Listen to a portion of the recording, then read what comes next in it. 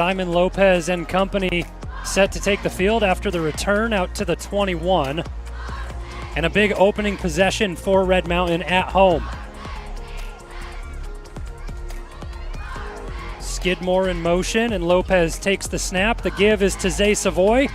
Near side of the field, nice cutback and a couple sweet moves by Savoy to get out across the 30. Tackle finally made by Crew Levitt, and good chunk yardage on the opening play for Red Mountain. Yeah, he made a couple of real nice jump cuts.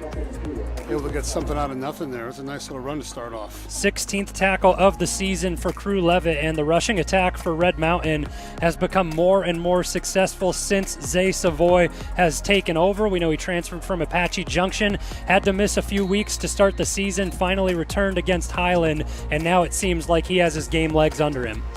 And getting him going would be huge going forward into this, what will be a playoff run. 2nd down and 2. Lopez passes to the near sideline. Bodie Wagner with his first reception of the night. Just a year ago, Wagner in this matchup had 3 catches, 30 yards, and a touchdown. So looking to succeed again tonight. Looks like the Mountain Lions go in tempo here.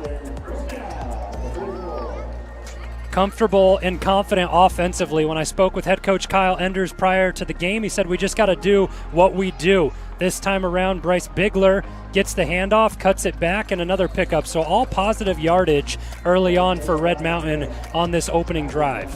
Well, I noticed that Queen Creek is trying to sub almost every play with their defensive line, and the tempo is not allowing them to do that. Yeah, it's hard to do. When Red Mountain isn't subbing anyone out, it doesn't give them the luxury to do it without maybe a penalty or having to be speedy with it. So really pushing the initiative right now are the Mountain Lions offense. Lopez out of the pistol, rolls out and finds Savoy out of the backfield with a lot of open room, and Zay Savoy gets out across midfield. This is, like you said, a methodical, haven't had a 3rd down yet, just getting chunk plays. This is an impressive drive to start off. Ball spotted right at the 50 for Red Mountain. And Villalobos and the rest of the offensive line check the wristbands, get the protection settled in as Lopez is in the gun with 10:15 remaining in the first quarter. Bigler motions back and he gets the pitch. Bigler has Savoy out in front of him as a lead blocker, and a pickup of 5. Make it 6 out to the 44 of Queen Creek. And that's one of those formations that gives teams trouble because it's an X-over formation, meaning it's unbalanced. There's 2 receivers on the ball on the same side of the formation, and the inside guy's ineligible, so for a defense to identify that, very difficult to do on the fly. Lopez finds Wagner for the 2nd catch of this drive, and the offense is rolling for Red Mountain early on. Still no huddle. The tempo really forcing the initiative against the Queen Creek front 7, and it's opened things up in the secondary. This time Lopez flanked by 2 backers. Fakes it, keeps it himself, and gets back to the line of scrimmage. So a sign of life for the Queen Creek defense. Good stop by Nick Garcia that time around. Plays both sides of the ball for Queen Creek, and a nice tackle there. Yeah, it was. They tried to run a read play, and he got himself in the gap there and hung on and took him down. Lopez, the 12th ranked passer in the state of Arizona, but also very effective with his legs. 7 touchdowns on the ground this season for Simon Lopez. 2nd down and 10, they go play action. He just evades a sack and then is brought down behind the line of scrimmage with a big tackle from Dylan Sims, and that'll be credited as a sack. I don't know if he saw him. I think he was looking to, because normally when he decides to run, he tucks it away and takes off. He was still looking downfield to throw the ball. So after Red Mountain get across midfield, it's been a little bit of a stalemate, and it brings up 3rd and 13. Queen Creek showing blitz here. And after watching the film last week, I don't know why you wouldn't. ALA Queen Creek was successful bringing pressure against Lopez, so they may be taking a page out of their book. And that's the thing, if you have the secondary that can hold up in coverage, absolutely bring pressure. That's always the question. The pressure look from Queen Creek forces a timeout taken by Red Mountain. So early timeout, 8:14 to go in the first. Just want to make sure that you have everything set up and try and get the conversion here. Absolutely, and I think, again, it's an area of the field. Do you look to just run a play to get half of it and then run another play on fourth down? Do you, or do you play it safe, try to get it all at once? It's the way they were moving the ball early. I would say they'd be aggressive here, I would think. We know Kai Evans, kicker for Red Mountain, has a big leg. He's hit from 46 this season. The spot right now would probably be out of his range, so maybe you try and chunk it, give him a chance, get on the board early in this must-win game. You never know what Kyle Enders has up his sleeve if he wants to bring the aggression early on. We'll find out shortly. Lopez leads the offense back out onto the field, and a team that has put up a decent amount of points on the season, 210 points for, trying to get some on this opening drive.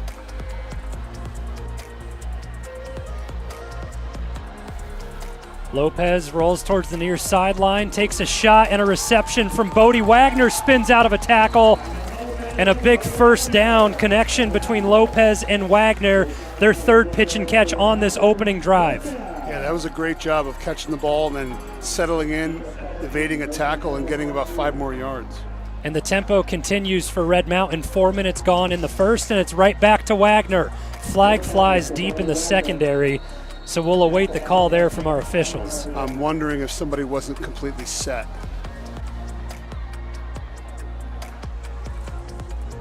Tempo could come back to bite him. I could see the call being that. Sometimes on those screens you see an ineligible man downfield if a lineman gets too deep into the secondary. Well, with those, if the ball's thrown behind the line, there is no illegal man downfield. And it goes against Queen Creek. So big break for the offense of Red Mountain as they etch closer into scoring territory as the ball's now spotted at the 6, and it's 1st and goal on the opening drive of homecoming night. And this is where they've struggled in the last few weeks, is when they get inside the 15-yard line and is punching it in here. Lopez keeps it himself, and no struggle this time around. The opening drive of the game for Red Mountain results in 6, rushing touchdown number 8 of the season for Simon Lopez. And that's a great start for them. Couldn't have scripted it any better. And it puts pressure on Queen Creek now, who is not a up-tempo, high-scoring team. They want to control the clock. They want to run the ball. So this puts pressure on them right out the gate. Great balance shown offensively, both in play calling and targets on this drive. Bodie Wagner with 4 receptions, but Zay Savoy was involved, a couple keepers from Simon Lopez, keeping Queen Creek on their toes the entire drive. I really like the delayed sprint out that they're doing, where Simon sets up and then reverses out and spins away. It's really catching them off guard, and it's not immediately tipping their hand that they're going to be rolling out. Kai Evans puts the extra point through, and a 7-0 lead for Red Mountain at home on RMTV.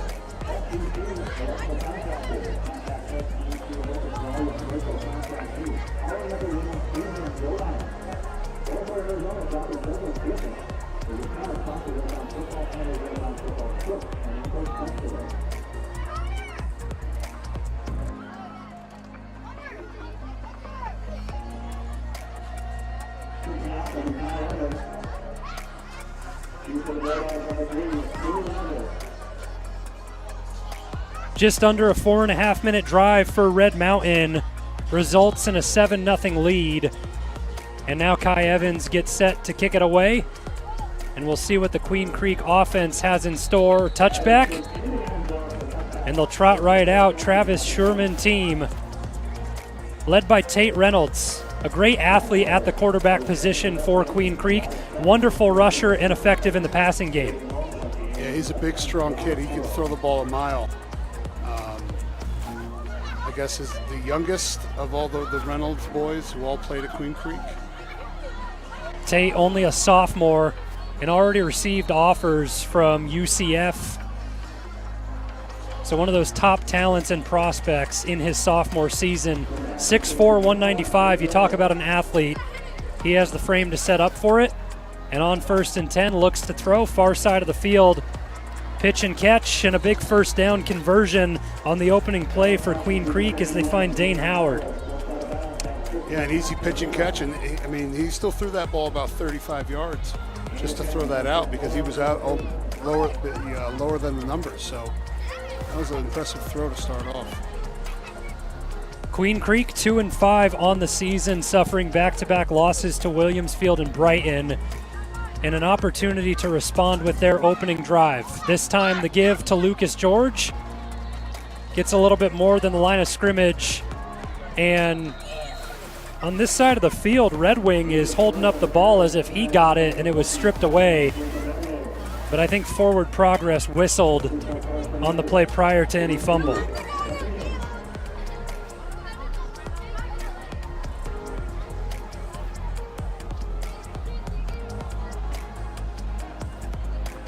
Queen Creek break the huddle quickly and set up on 2nd and 9. This time Reynolds keeps it up the middle and the pile pushes, but a flag flies on the near side of the field. Yeah, that was just a straight quarterback dive. When he gets going, he pushes that pile, doesn't he? A really efficient push. They made it all the way out to the 40 if the call stands. Oh, sideline penalty. So that goes against Red Mountain, and it moves the chains for Queen Creek. 2 plays and 2 big gains at that.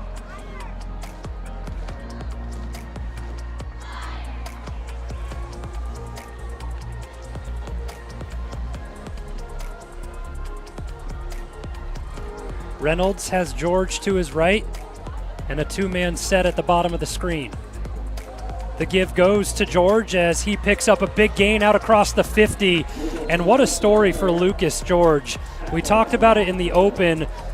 Was thought to have lacerated his spleen a couple of games ago. After further evaluation, it was just a bruised kidney, but it kept him out for 2 games, both of those against Williamsfield and Brighton. And with missing 2 games, he's still the 7th ranked rusher in the state of Arizona.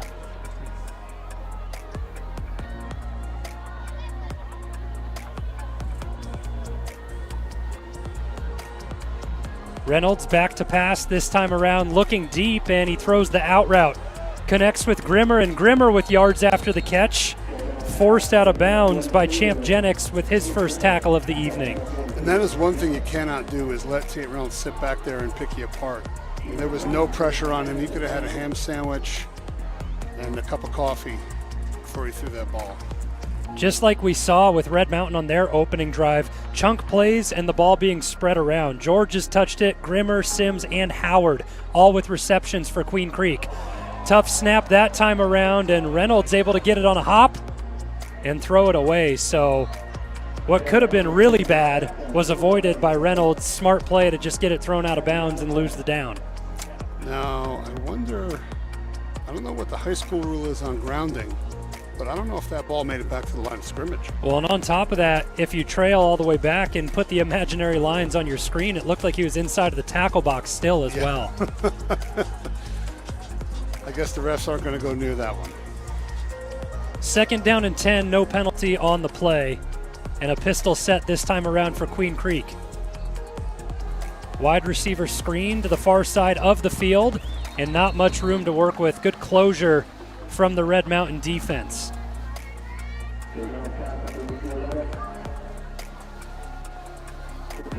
It's a great job. If you go to the replay here, great job by the corner. He plays off the block of number 9 to come in and make that tackle.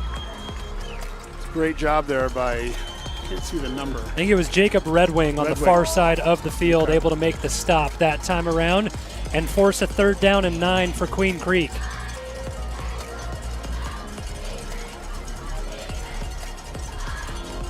Reynolds keeps it himself, makes a couple of moves, and Reynolds has open grass in front of him, and both quarterbacks with an opening drive rushing touchdown.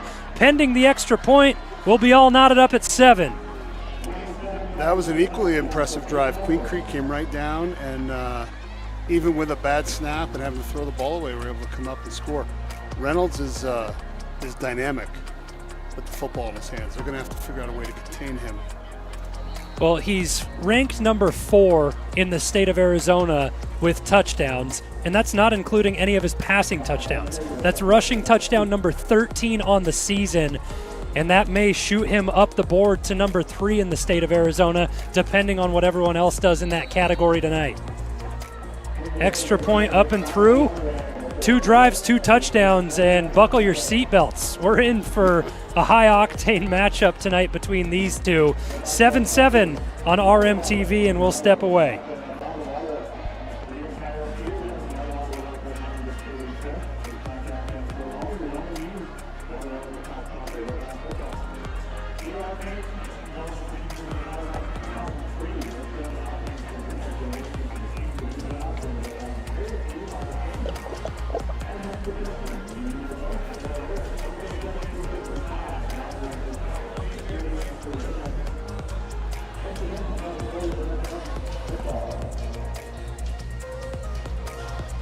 Almost a mirror image of opening drives for these two teams, as we saw chunk play after chunk play to get across the 50, and then a little bit of a stalemate and a third down conversion resulting in a touchdown for both teams.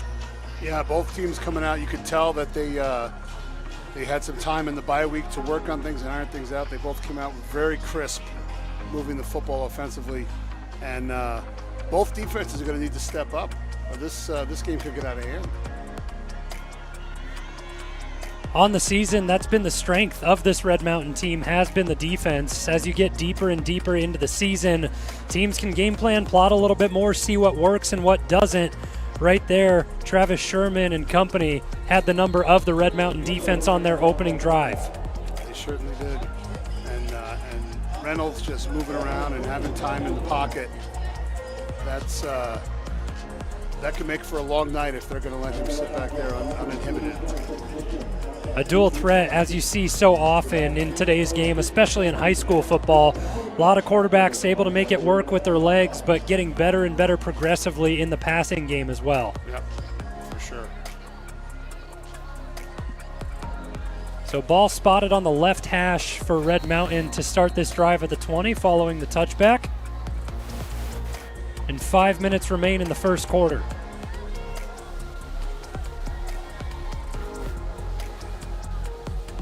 Lopez with the give to Savoy, and Savoy busts into the secondary, upended, but not until he picks up the first down. Good job running in between the tackles. He's very shifty while he's still going full speed, so he's able to avoid one tackle in the hole there and still pick up a first down. It's a great little run.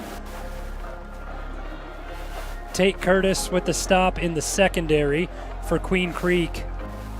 And it's been a nice season for the games that Zay Savoy has been a part of.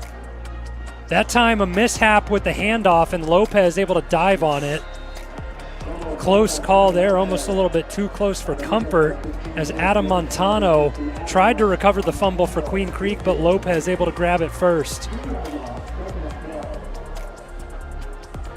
So Red Mountain continue to go up tempo. That time just a miscue on the exchange between Savoy and Lopez. This time the handoff goes to Bigler, and we've seen that sort of jet sweep action with the receivers in motion getting the give 3 times already on the opening 2 drives for Red Mountain. Yeah, they're trying to set something up. I think, part of running the ball between the tackles is being able to run the ball outside the tackle. So you set that up, make the safeties have to come up and fill outside the box, and it gives you more running lanes inside. So it was a gain of 11 on the rush from Isaiah Savoy to start this drive. Since then, nothing for Red Mountain, bringing up 3rd down and 10.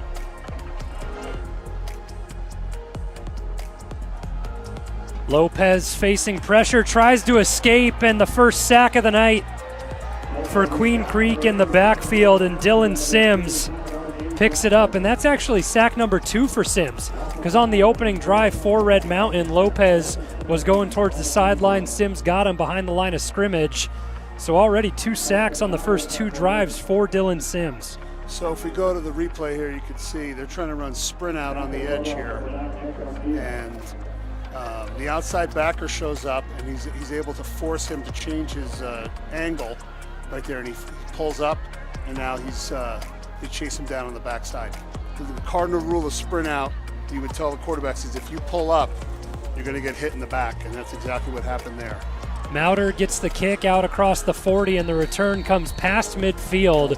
So good field position to start the second drive of the night for Queen Creek, looking to take their first lead of the game. Yeah, that was not a very good second series from the Mountain Lions. Came out and they had a good run to start, but then a fumbled exchange, and then a couple of complete passes, and here we are. Always a challenge when you get behind the sticks, and the fumble when it hits the floor and pushes you back a few yards, that's always tough to recover from. So ball spotted at the Red Mountain 48 to start the drive for Queen Creek. And again, it's Reynolds and George in the backfield. George gets the carry and pushes forward for a couple. A lot of talent in this rushing game for Queen Creek, and it starts with the offensive line. 2 Division I commits, Dylan LaFlamme going to Northern Arizona University, my alma mater, shout out Jax, and then on the other side of things, Teo Omatanugban going to Boise State, and an absolutely stud. Both these guys open things up in the run game for Queen Creek, and it makes them so successful. So far, it's resulted in 21 touchdowns on the ground this season. And that time, a big pickup for George, and who does he run by? The aforementioned LaFlamme, and gets out across the 40, spotted at the 34. They do a great job of getting off the football and getting push. You can see that Queen Creek is reestablishing a line of scrimmage right now, and that's why they're able to run the ball so effectively. Red Mountain digging in, ready for the battle between the tackles, as that's where everything's been occurring early on between these two teams. Back-to-back carries for George. Jennings gets his nose in on the tackle. That's number 2 on the night for Champ Jennings, and he's the number 3 ranked tackler in the state of Arizona. And they're making some D-line substitutions here, try to keep those guys fresh. We'll see if they can shore this up and firm up that interior part of the defense. So a key observation to keep an eye on down on the sideline, Simon Lopez getting worked out on the bench. It looks like they're working on the left leg, so we'll keep an eye on that with the next drive for Red Mountain offensively.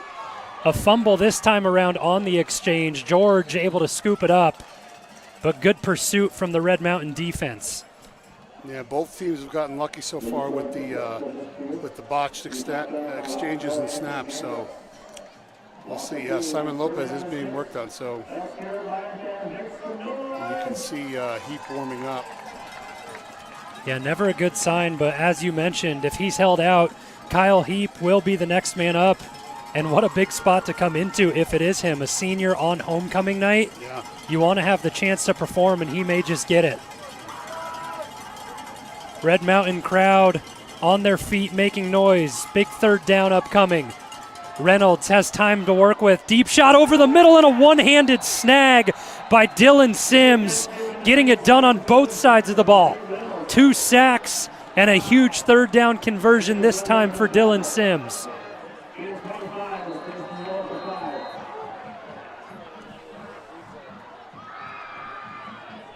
Let's go back and look at that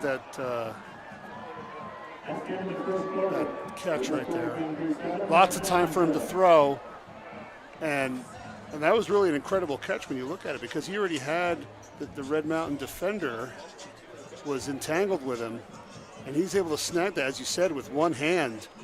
Really an incredible catch there from Sims. A great spot, too, to put the ball from Reynolds. He put it right between Red Wing and Haney, who were both in pursuit. And that's the end of the first quarter. Queen Creek gets the ball down at the 5 to start the second, looking to take their first lead of the evening. And we'll take a quick break on RMTV.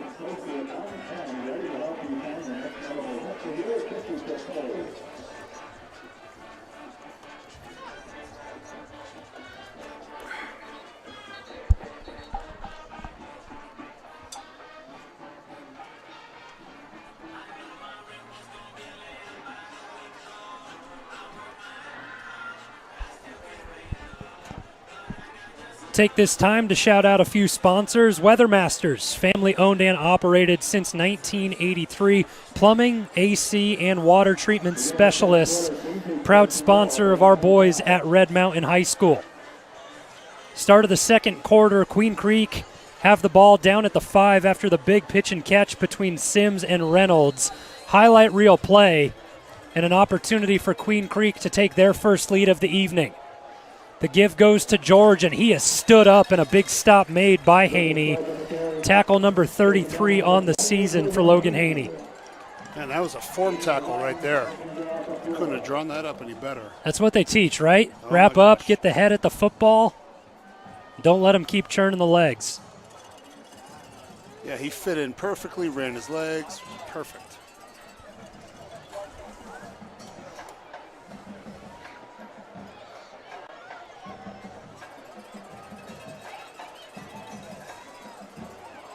Reynolds sprints out to the right, and a flag flies in the back end of the play. Queen Creek signaling a touchdown, as is our official on the far side of the field, but we'll have to wait to see what the flag is. It's a hold. It's coming back. It was actually 2 of them, but I think they saw the second one. You always love looking at the trenches, don't you? You'll you- catch every hold on every play, Oh and my I know gosh. there is one on every play. If you look at the replay here, you see as Jennings is blitzing, the guard grabs him and just holds onto that shoulder pad a little bit too long. Yeah, Isaac Corner was just reaching after Champ Jennings, and I don't blame him. Jennings, one of the most athletic linebackers in the state of Arizona, the senior, always in on the action. But the hold backs things up for Queen Creek outside of the 10, ball spotted at the 14.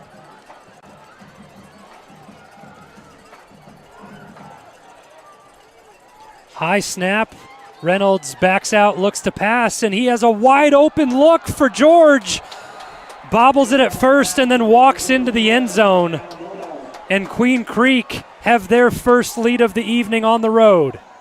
Yeah, that was a nice little play design there. Let's go back and look at that.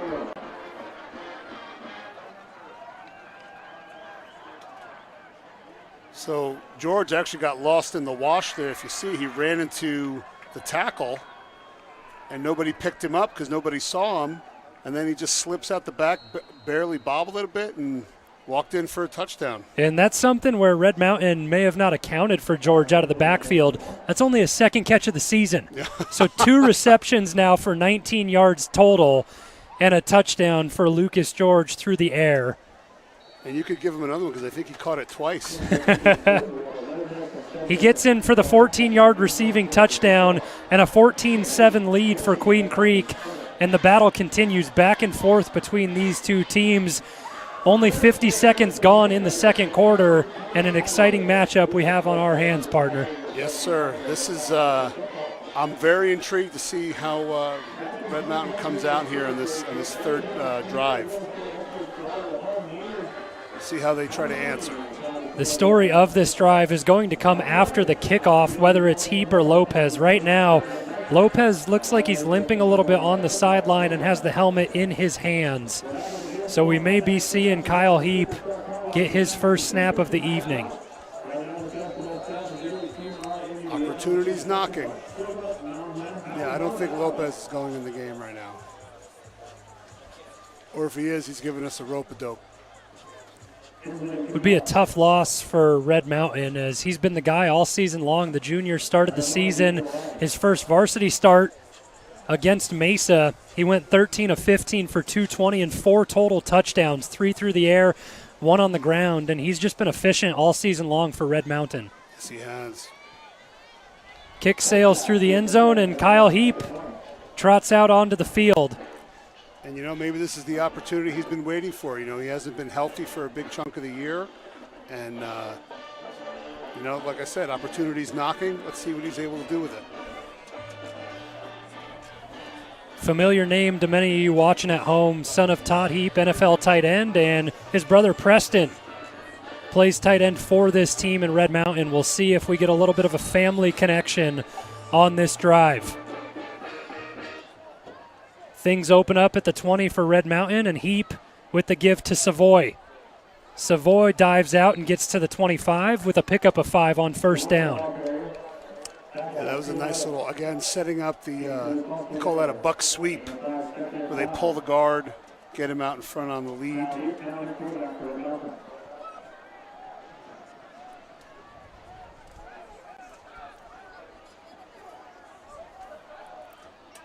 Heap out of the gun on second down and 5, and back-to-back gives to Savoy.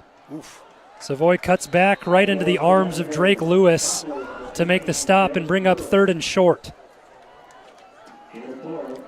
2 physical runs to start off, so Red Mountain obviously wanted to come up and establish the run game yet again. It's been all positive yardage for Savoy. Why not go to him again on 3rd and short?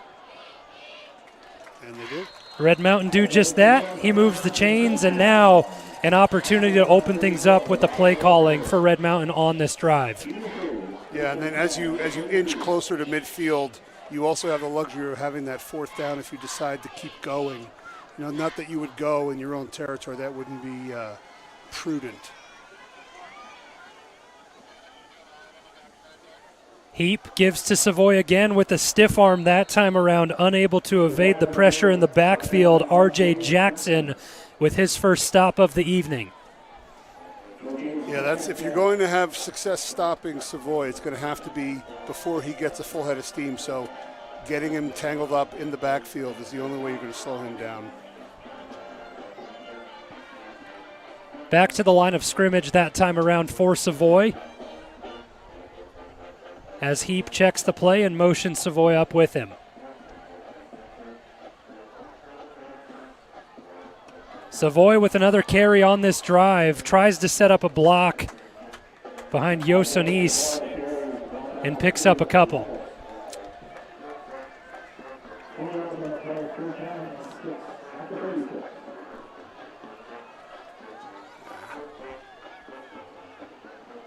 Red Mountain continue the up-tempo look, and now a timeout taken. Well, if we go back to the replay, I'll show you what I'm talking about here. The buck sweep. You see both guards pull around, so you're getting extra blockers. And you can see he's trying to set him up, and you know, because Savoy is so close, he can't really read the block. So that's why that defender is able to get up under the legs and tie him up. If he was back a little bit deeper, he'd be able to read that block and make a better run off of it. But it's tough when your hand's on his back. A good play in the secondary there by Crew Levitt, and that's exactly kind of what you're taught to do in that situation. Avoid the block, go down, bite some ankles, some may say. And there is a penalty for that, though. If you do have a pulling lineman, you can't dive right at his legs instead of taking on the block. That's illegal contact, I believe they call that. But he did a good job. He went for the ball carrier, made the tackle there. It's a good play. No harm, no foul that time around. And coming out of the timeout taken by Queen Creek, it's 3rd down for Red Mountain. And it's been all Savoy on this drive so far. We'll see if they open things up in the passing game.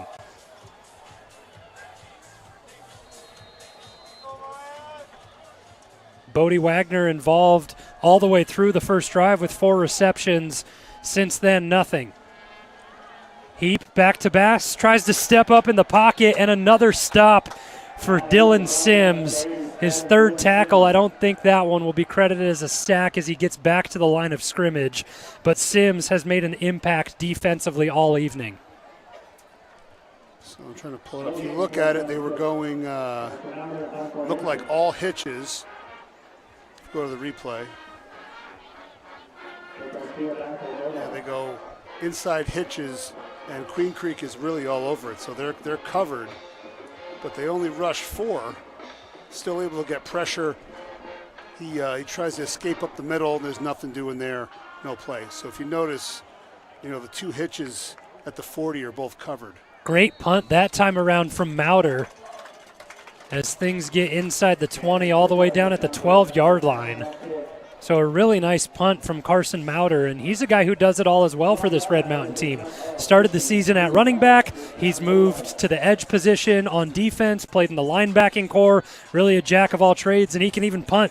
4 of them assisted, and 1 of them was a tackle for a loss. Yeah, he's a big addition And they'll definitely need him for this stretch run here. 2nd down and 8 for Queen Creek, and another give to George. Well, the Red Mountain run defense is certainly firmed up. I'm sure Coach Enders has some choice words for them after the last drive, and now they seem to have gotten it figured out at least for the short term. They've made the adjustments they've needed to, and this is a familiar matchup. Back when head coach Kyle Enders was defensive coordinator for this team, he had his fair share of battles against Travis Sherman, and I talked about that with both coaches in the pregame, and you get a smile, and they both love competition against one another, and you're seeing that now, throwing punches back and forth.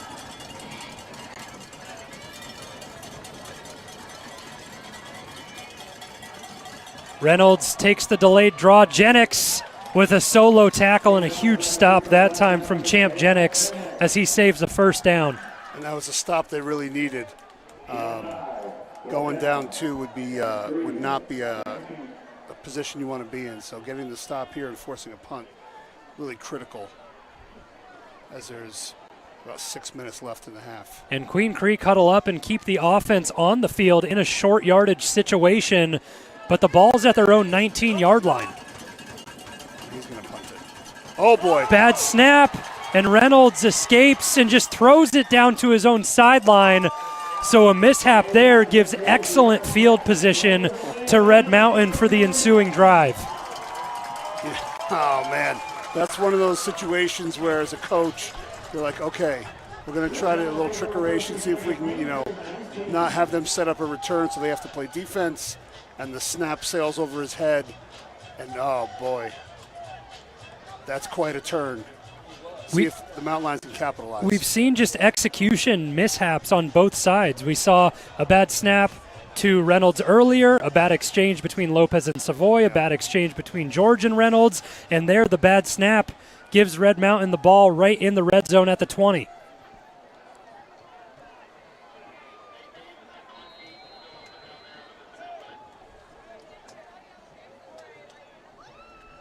Heap starts the drive with a give to Savoy, who gets into the secondary and is brought down at the 12.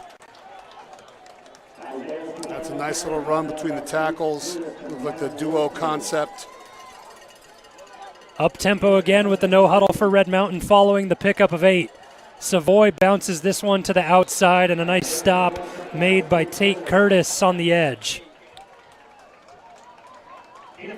Looks like it's a 1st down, 1st and goal. Enough for Savoy to get the ball down to the 8-yard line, and a big spot here for Red Mountain to convert in the red zone offense and tie this game up at 14. And I would not be surprised if we see Heap use his legs here. He's also a pretty talented runner as well.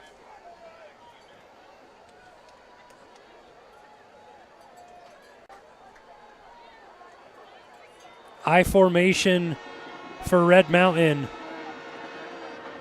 as Wagner goes in motion to the left and Savoy gets the give up the middle. Savoy spits out and gets down inside the 2.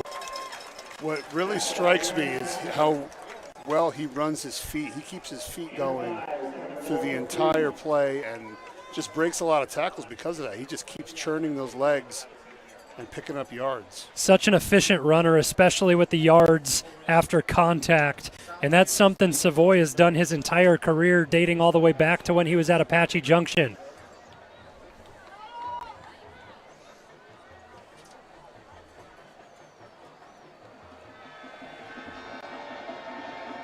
Heap gives to Savoy on the stretch look, and he stops short of the goal line. So the carry gets down to the 1, and it brings down 3rd and goal. And I have to believe that they're going to continue to fight for the end zone here. I don't see them taking a field goal on the 1-yard line. Like we mentioned in the open and throughout the game early on, it's a must-win game for both teams. You're pushing for playoff position and seeding and everything that's involved with that. Touchdowns mean everything, especially when you're trailing by 7. Absolutely. Absolutely. So you have to punch this in here. based on what they've done on the last 3 plays, I would imagine they just keep on hammering it up in there and see if they can punch it in. Coaching staff of Red Mountain so well versed. Following that timeout by Queen Creek, you look down on the sideline, you see Kyle Enders all the way down at the opposite 30-yard line talking to his defense, and then you get Brian McDaniel and company drawing everything up correctly for the offensive side of things. Yeah, these guys do a great job making adjustments in game. So we'll see what they have drawn up here. Since Kyle Heap has checked into the game, he hasn't thrown a pass. He had the drop back that resulted in the tackle at the original line of scrimmage when he was taken down by Sims. But maybe with that situation, do you try and get tricky and go play action? Again, you know, it's one of those situations, you know, we weren't at practice. I don't know how many reps he got with the ones. You know, what plays he's comfortable running, especially in the pass game. So you probably have to trim down part of your game plan.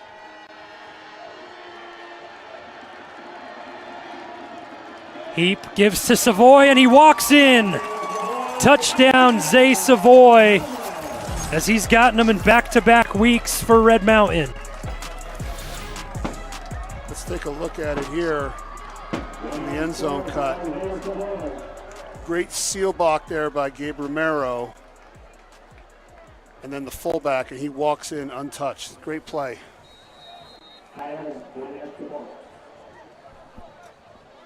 So 3 of our 4 touchdowns in this game have been on the ground. It started with Simon Lopez.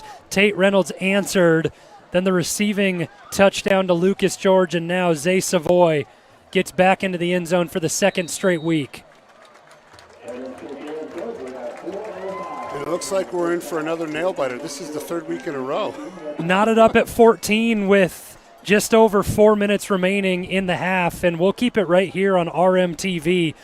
Like you mentioned, it's been close games week in and week out for this Red Mountain team, and it all comes down to closing things out. Absolutely. So it seems like they found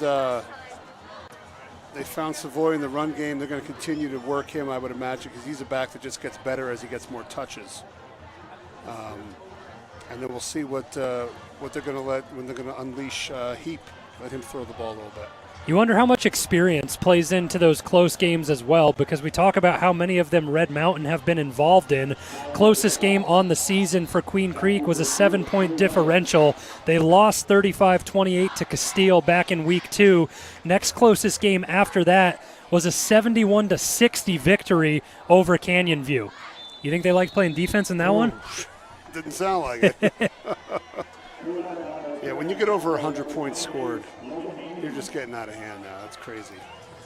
So far, a combined 28 between these two teams, and Queen Creek take the field with 4 minutes remaining in the first half. And you wonder if they want to score but also bleed out the clock and keep the last drive of the half, because Red Mountain received the opening kickoff. You know, it seems like they're not being as conservative as I initially thought. They're throwing the ball around. I think they just want to get on the board. Reynolds rolls out to his right, throws out to the sideline. Stop made quickly by Castaneda. And that's something he's great at. He does not get thrown out a lot, but when he does, very efficient with either a pass breakup or a tackle. That time he brings down Grimmer immediately. He's a very solid tackler for sure. And, you know, I don't know. I think when you throw the ball, you can't be one-dimensional in either team. So they obviously have to come out and throw the football, even if they want to run it here. But I think they'd like to get down the field and score for sure before this half ends. 2nd down and 4 for Queen Creek. The play call goes to Lucas George. And a gang tackle that time around by Red Mountain puts them a yard short of the line to gain.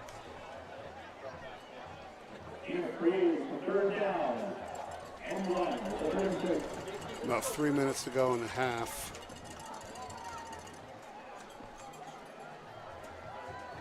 They don't seem to be in any hurry to get the ball snapped. Queen Creek certainly taking their time, huddling back up with 15 seconds remaining on the play clock. And a big 3rd down and 1 upcoming. Reynolds gives to George, and George looks like he's able to just lean forward for enough. as he gets to the 38, and that moves the chains. And now, you know, they're not going up tempo, so maybe they're content to just kind of do their thing and not push the ball downfield. Although I would imagine we may see a shot here.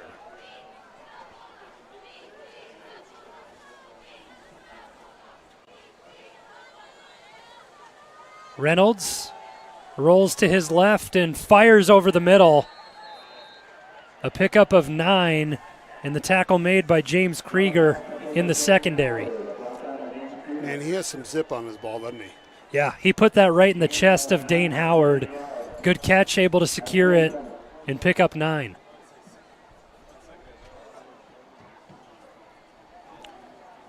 And you see, obviously, your Red Mountain's going to play conservatively with the coverage.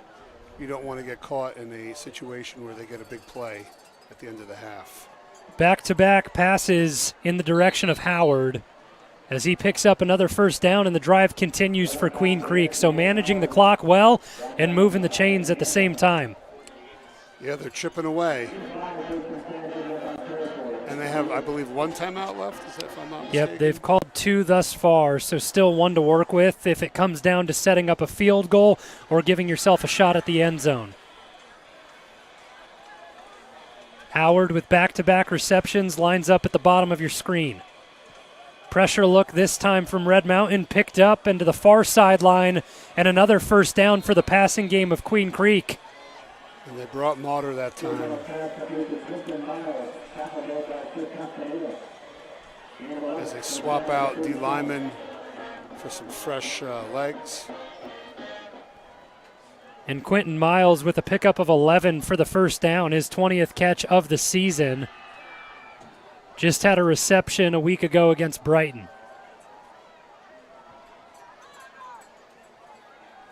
Reynolds back to pass, looks to take a deep shot, and he connects.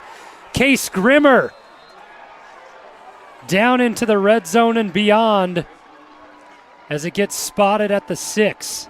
Yeah, if you're going to give him that kind of time, he'll put the ball on the money. What a response from Tate Reynolds on the season. Another one of those quarterbacks in 6A that we talk about who struggled with turnovers early on. 5 interceptions thrown in the opening game against Mountain View. When I talked to Travis Sherman prior to the game, he said, well, 3 of those weren't really his fault as they were late in the game trying to get back into things. But regardless, in the first couple of weeks, he threw 7 interceptions in the first 3 weeks. Since then, he's been very efficient. And they take their last time out here.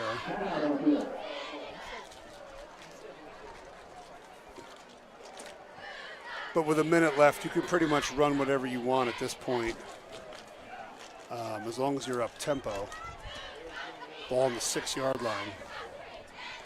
However, you will not be able to stop the clock if you need to come out and kick a field goal. Yep, still plenty of time to work with on these plays, and you see them when teams get the clock bleeding down within like 15 seconds. You call those quick hitters that, you know, the play lasts 4 seconds or so to manage the clock.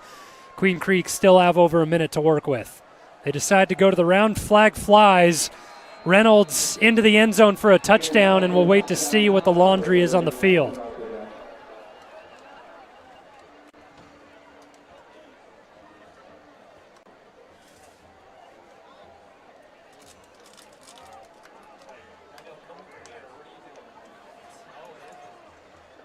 Officials gather. It looks like Queen Creek celebrating on their side.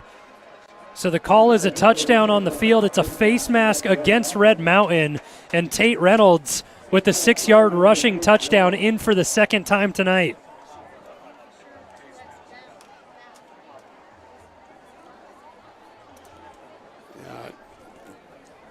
Pretty well scripted and efficient drive from Queen Creek as they take the lead again for the second time tonight.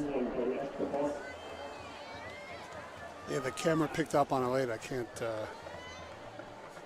see it. Tinsley sets up for the extra point.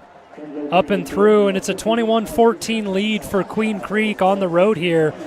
And just about a minute remaining in the half. And you wonder if Red Mountain have the opportunity, good kick return, maybe put some chunk plays together and get out of the half with some points. Yeah, I think, like you said, it'll be determined by, one, where they get the ball to start, and, I think they'll run a play and see what they get and then go from there. I believe they have one timeout also, if I'm not mistaken, or maybe two. Pretty resilient offense thus far from Queen Creek, as they've been efficient, capitalizing on opportunities. Real only mishap was the botched play on 4th down that led to the Zay Savoy touchdown for Red Mountain to tie things at 14. Yeah, other than that, they've been very efficient moving the ball, chunk plays, run and pass. Red Mountain's going to have to make some adjustments at halftime for sure. Yeah, and the personal foul was given to the kickoff here, so Queen Creek only having to go from the 45. And they have an opportunity to get tricky here if they wanted to. Do something onside, and you're fine giving the ball to Red Mountain at the 35 with only under a minute left.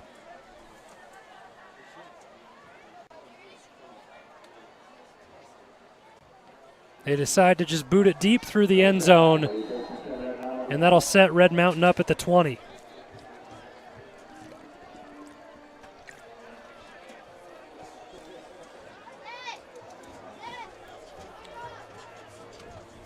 A big first half offensively from both teams. And we know the Red Mountain defense has been stout on the year coming into this game, only giving up 138 points on the season.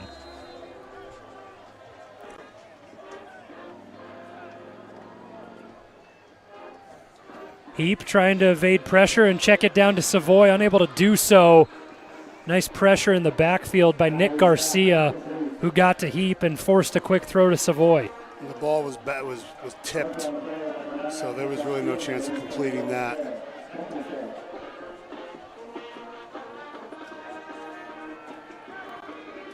Second down and 10 with 55 seconds to go.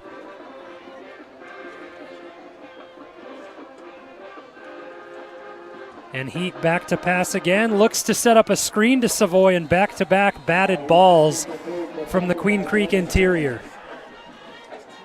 Yeah, that's not the way you want to start off a drive. I would imagine we'll see a draw play or something of that nature. Yeah, if you put it on the ground, Queen Creek out of timeouts, so you're able to kill some clock there and punt it away. Maybe the sprint draw that they've run with success.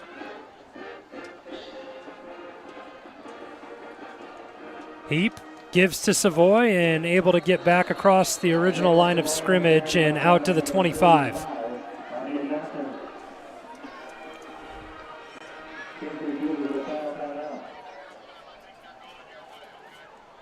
Did Red Mountain take a timeout? Queen Creek may have had one more. So really? One of those earlier on in the half could have been a Red Mountain one taken, mistaken. Huh. But I recall Queen Creek or officials pointing their way for 3 timeouts, but apparently could have been a mishap just on the signal, and Red Mountain took one of those. So that now the final timeout taken by Queen Creek, and they're able to stop it with 44 seconds left, and we'll see what they can set up on this return. And this is one of those situations where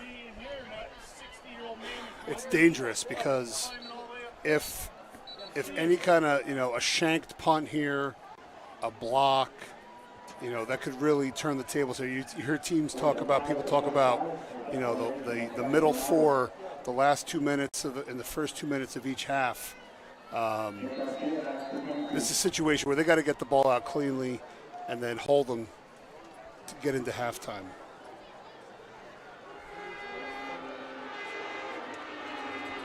Mauder sets back to take the punt. Good snap. Gets it away end over end in a line drive.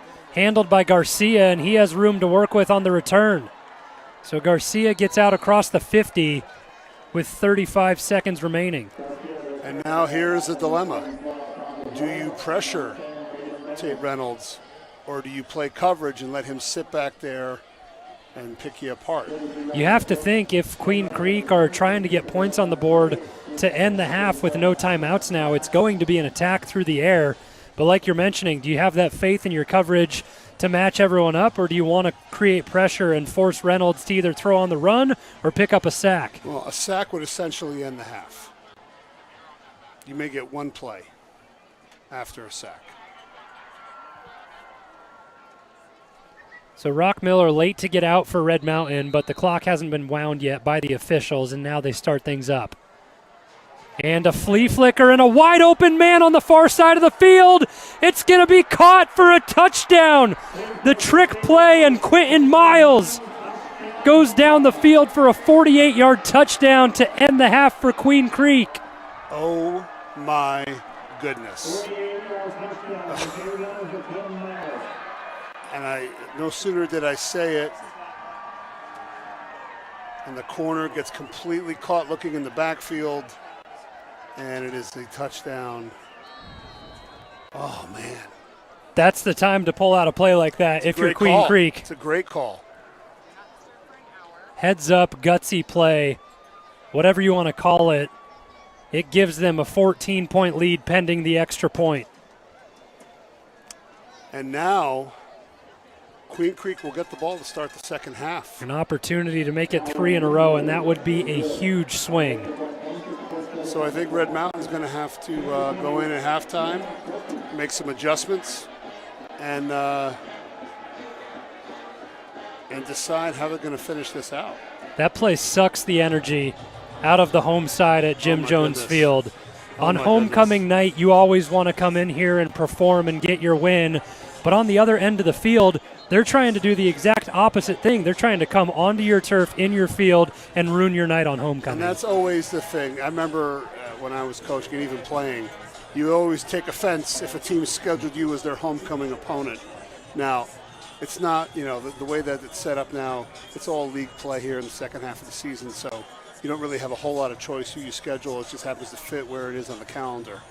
But it used to be you'd want to schedule a team that you could beat for homecoming so you can make the alumni happy. And you see just how much this game matters as you're making a push for the playoff, not only for this coaching staff, but for the team as well. Carson Mauder barking at the defense down on the sideline. You can only imagine what he's saying to get his group going and look to bounce back in the second half. And that's the other thing, too. Homecoming week has a lot of distractions. There's all kinds of festivities. They had a tailgate. There's a parade. There's a bonfire. And, these are teenagers, so they're going to get caught up in the hoopla. And now it's up to the coaches to get them focused back up and make some adjustments and get them going in the second half. Maybe anticipate just a quick knee to get out of the half for Red Mountain here? I would imagine. Yeah, it looks like that's what they're doing.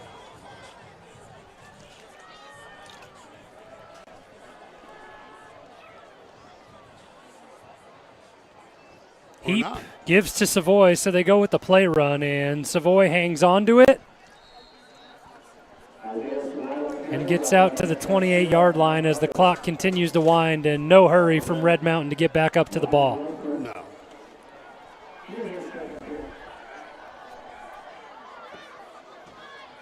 Heap snaps it again, and Savoy goes for it, and you see the Queen Creek defensive front ripping at that ball. Sims got a hand on it, but Savoy able to hang on to things. Yeah, and an offensive explosion here from the Bulldogs in the first half. So that ends things, a 28-14 lead for Queen Creek on the road, capped off by a 48-yard touchdown, a trick play to Quentin Miles as he gets into the end zone for his second touchdown of the season. Halftime upcoming. If you want to stay tuned, the homecoming festivities will be here. But thus far, just the impressions of the half. Back and forth to begin with. Both offenses come out with an opening drive touchdown, both on the ground from their quarterbacks. Since then, the Queen Creek defense made the necessary adjustments, and their offense got things going. I think what you're seeing is both teams realize how important this is, and they're not holding anything back at this point. They're going to let it all hang out and see where the cards lay by the end of this game. So very exciting. Tate Reynolds has played a great game thus far for Queen Creek. He's been kind of the highlight, both on the ground, through the air, executing on throws, and with his legs getting into the end zone. 2 apiece for him. He threw one to Lucas George and then throws one to Quentin Miles to end the half. Then he opened things up with a rushing touchdown and another 6-yarder. Yeah, he's dynamic, and they're going to have to figure out a way to contain him because that's the danger. You want to pressure him, and he breaks contain and he's running. He may be more dangerous as a runner than a passer. A 28-14 lead for Queen Creek on the road at the half. We'll step away now for Chris Andriotis. I'm Zach Warhack. We'll be back with second half action on RMTV.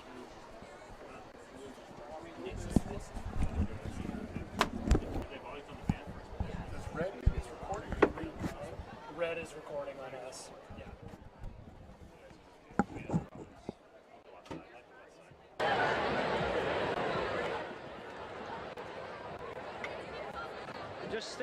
Just stay focused on it.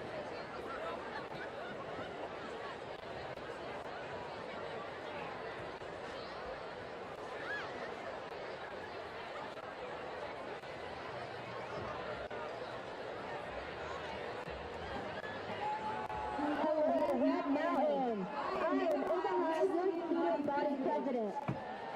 And I'm Logan Scully, his senior class MC.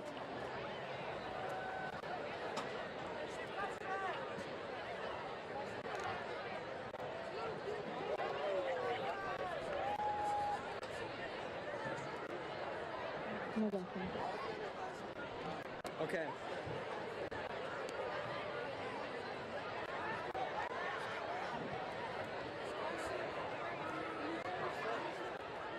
Yep. Sir, yes, sir. Not you. We would like to welcome you to the 35th year of Red Mountain High School. On behalf of our principal, Mr. Tannenbaum, our faculty, staff, and student body, we hope you are enjoying the homecoming football game. Let's give a big round of applause for our Red Mountain Spirit Line and our Red Mountain Sportsmen down on the track. Tonight's halftime performance is brought to you by Current and Alumni Student Council. And before we begin our senior nominees, we'd like to congratulate our underclass royalty. We have our junior Prince and Princess, Owen Barn and Anise Daniels. Our sophomore Duke and Duchess, Brad Curtis and Tesla Bird. And last but not least, our freshmen, Lord and Lady, Aiden Ensweiler and Violet Albee. Let's give a big round of applause for our underclass winners. Tighter shot. And now for your senior King and Queen nominees. Our first King candidate is Kai Evans. Kai is part of our Red Mountain football team. Kai's favorite thing about Red Mountain is the social events and bonding with people. Let's give it up for Kai one more time. Mateo Florian is our next King candidate. Mateo is the outside linebacker on our football team. Mateo is also a part of the SCA club and the AP program at Red Mountain. Mateo says his favorite aspect of Red Mountain is the bond he has created with his brothers on the football team. Good luck tonight, Mateo. Our next King candidate is Nicholas Gaucher. Nick is involved in culinary, GSA, and Red Mountain drama and theater. Nick says his favorite part of Red Mountain is the students and staff helping each other out. He credits Red Mountain for helping him get through tough times. Thank you, Nick, and good luck tonight. Rounding out our King candidates is Carson Moderer. Carson is also involved in football at Red Mountain. Carson is one of our football captains. Carson loves the culture and support from our Red Mountain community. Thank you, Carson, and good luck tonight. Let's give a big round of applause for all of our King candidates, Kai, Mateo, Nick, and Carson. Now let's turn our attention to our senior Queen candidates. Our first Queen candidate is Victoria Montenegro. Victoria is involved in our Red Mountain AP program as well as badminton and softball. Victoria's favorite thing about Red Mountain is being able to participate in so many activities. Thank you, Victoria, and good luck tonight. Our next Queen candidate is Kennedy Burke. Kennedy is involved in AP classes, National Honor Society, and also plays on Red Mountain soccer team. Kennedy says she loves Red Mountain because of our teachers. Kennedy also loves the fun activities and all that Red Mountain has to offer. Give it up one more time for Kennedy. Our next Queen candidate is Peyton McGuire.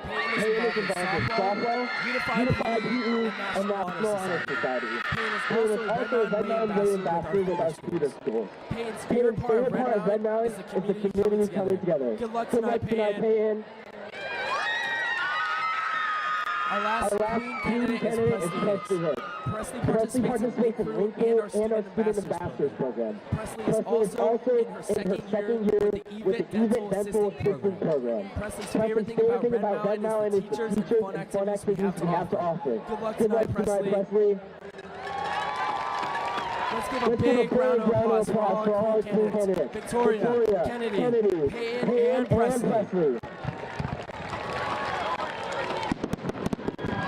Tonight's winners are being crowned by 2022 Homecoming King and Queen. To the Red Mountain Class of 2023, we thank you for being here.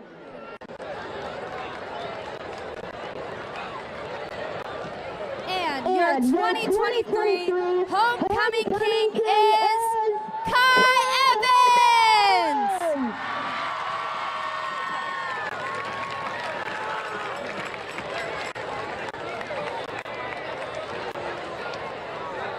Your 2023 Homecoming Queen is Victoria Peyton McGuire!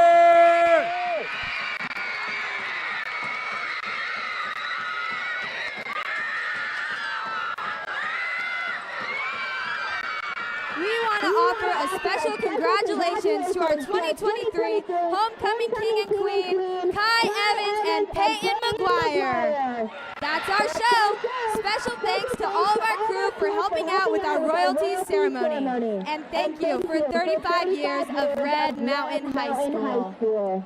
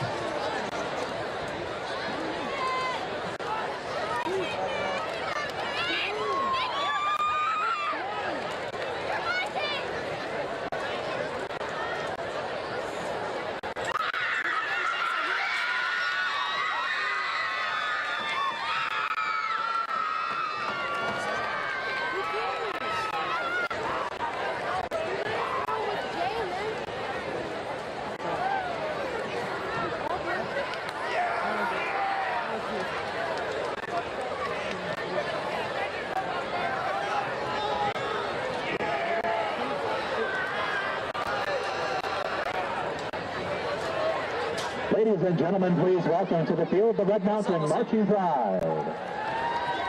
What's up? This year's show, entitled Fabric of Love, features recognizable melodies that weave a story about love. Please welcome the Red Mountain Marching Pride and drum majors Riley Mulville and Hannah Gray. I cannot hear you. Sorry. It's okay. Thank you. What? Of course, we want you guys to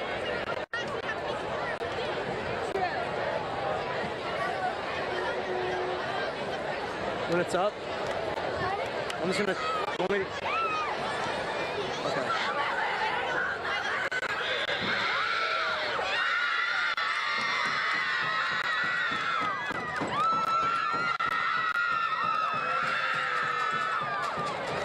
On the conductor.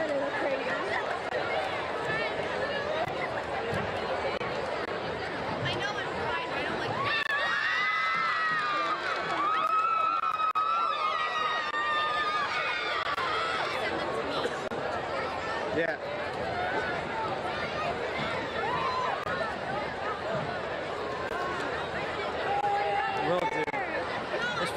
conductor. Follow the conductor and shoulders. Got it. Okay. Sounds easy enough.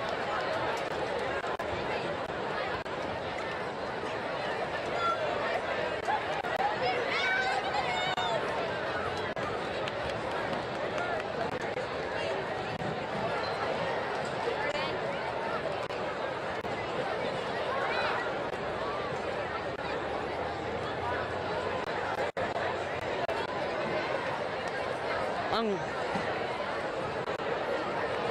gonna go on the conductors right now.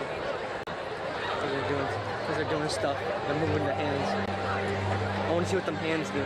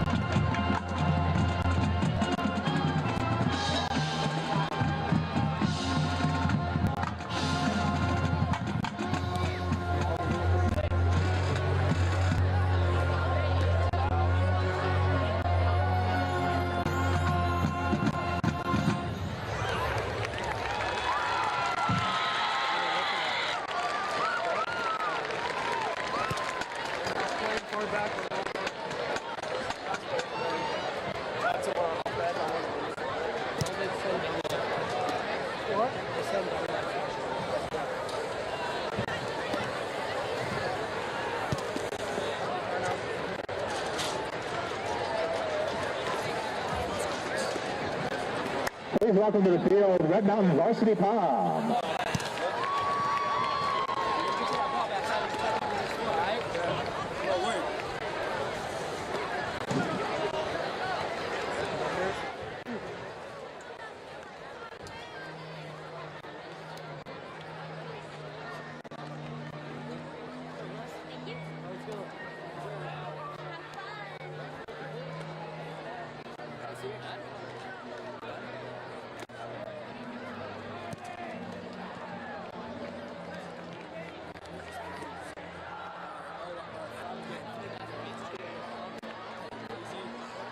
Once again, let's welcome our Red Mountain Varsity Pom.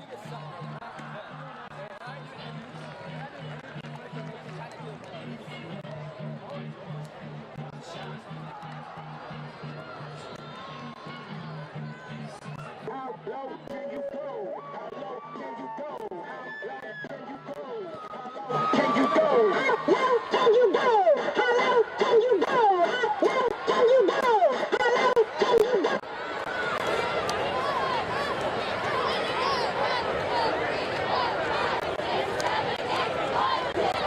Excuse me? Thank you.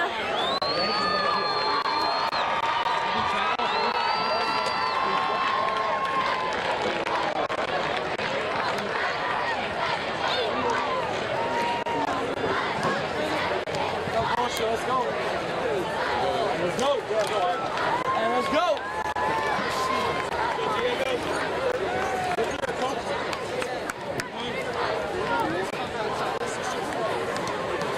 Hey, what does this mean to us? Means everything, Keezy. Means everything, Keezy.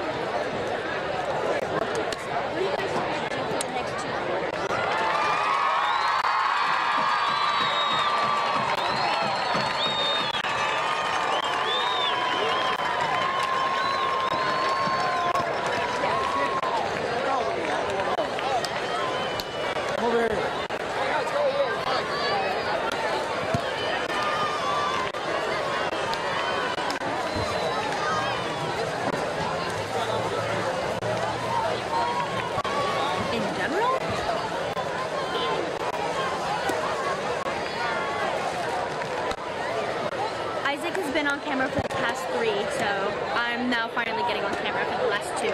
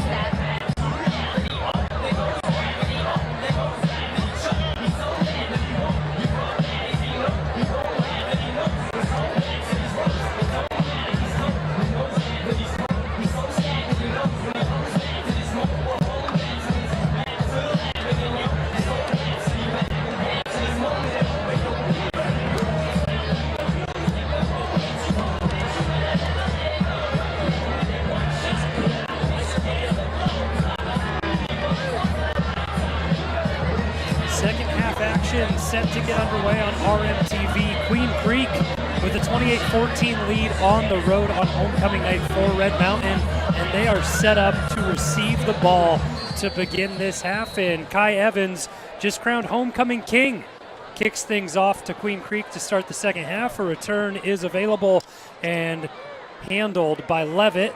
Heads to the right side of the field and brought down. So a good setup for the Red Mountain defense early on to push field position back for Queen Creek, and that's something they need to begin this second half. And that was a great job. If you go to replay here, look at Alfonso Gloria.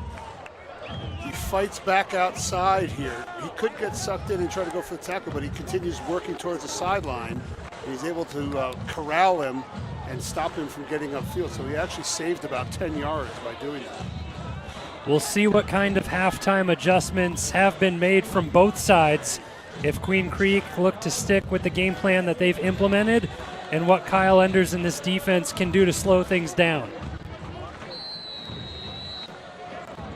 Garcia and Howard at the bottom of your screen stacked up, and it's a run to start things off. George able to pick up a couple as he's met by Champ Jennings in the middle of the field.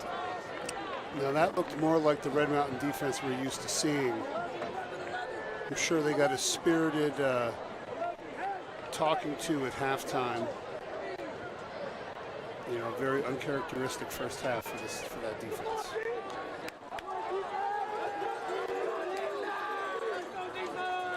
Second down and 8 upcoming for Queen Creek.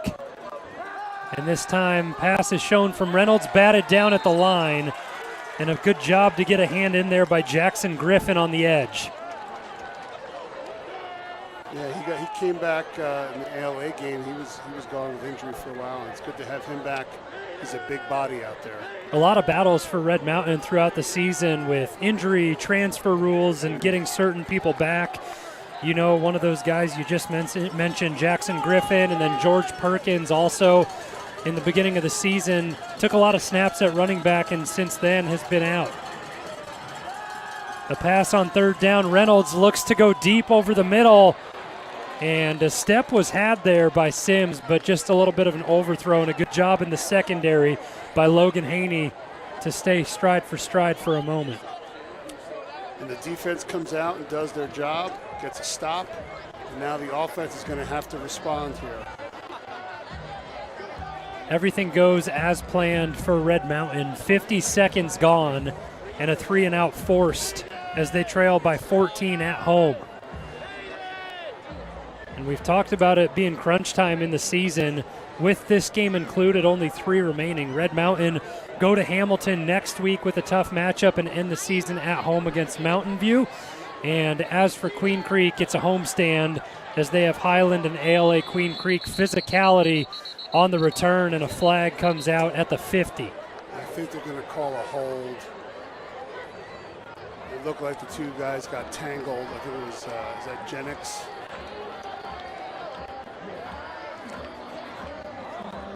Officials sort things out, and yeah, a couple bodies hit the deck as the punt was bouncing the first time, and then even after the play.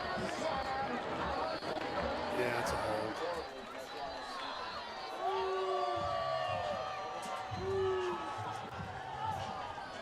So that brings Red Mountain back into their own territory as they were across the 50 initially. And the ball goes down at the 45-yard line. So Kyle Heap checks back into the game. I think the report you got at halftime was it's a hamstring for Simon Lopez. Yep. So most likely he will be sidelined for the remainder of the game. And we'll see if that lasts a couple of weeks. That's a lingering injury and not a fun one to deal with. No. Having had one myself in college, it was not something that goes away quickly. Heap keeps and goes to work with his legs this time around, and a chunk play and momentum for Red Mountain. A first down picked up on the opening play of the drive. It's a great start. Some misdirection in the backfield. That buck sweep with the 2 guards leading. It's a great job. Up tempo for Red Mountain. They've been consistent there as the night has gone on. Bodie Wagner has the wide receiver screen and gets down to the 35-yard line of Queen Creek. 2 good chunk plays to start, and they continue with tempo. So they say the knee down around the 37, but still a good pickup there for Wagner. Savoy with his first carry of the half spins out of the initial tackle and is brought down at the 34. So a big 3rd and short upcoming for Red Mountain to be able to convert and keep this drive alive. Absolutely.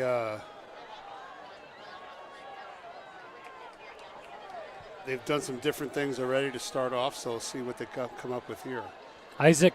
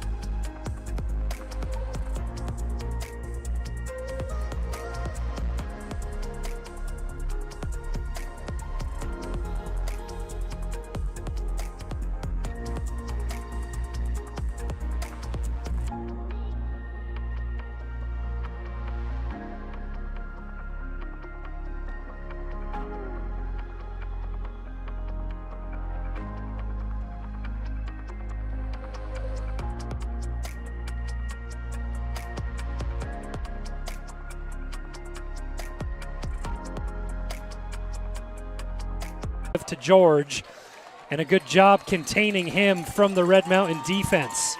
Seth Barron that time in on the stop. Yeah, the defense has definitely looks reinvigorated. Glad to see them flying to the football. 7:30 to go in the third quarter, and a 3rd down and long upcoming for Queen Creek.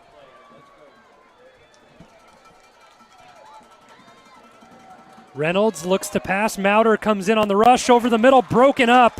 Good defense by Castaneda, but a flag comes in late on the far sideline. If they call pass interference on Castaneda, I think we're going to have to look at that on the replay. That looked like a well-timed coverage.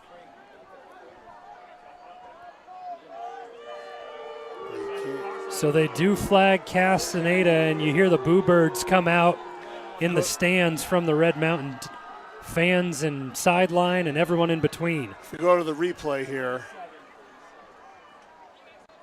you see him at the top left of the screen, and it's hard to tell from our angle. He may be arriving a little bit before the ball. but I can't tell. It's a little blurry. In real time, it's hard to take, but a judgment call and a flag on Castaneda gives Queen Creek a fresh set of downs in Red Mountain territory. George with the carry, cuts back, and Barron and Mauter in on the stop that time around for Red Mountain. And it's one of those things, that official can't see, he's seeing the back of the defender. He can't even see the offensive player there. So that's a tough call from that angle. And now Red Mountain look to respond defensively. Initially, you make a big stop and force a 3 and out after a good kick return, but now battling back, 2nd down and 9. This time Reynolds keeps it, goes to his left, back up the middle, and Mauter and Barron in on the stop again. Those two have had their nose in almost every play to start this second half. Mauter looks a little fired up that he didn't get homecoming king. Yeah, Kai Evans took it from him, and he is not happy. He's going to take it out on the Queen Creek running back. Monumental point in this game. Halfway through the third quarter, Red Mountain down by 7, need a stop.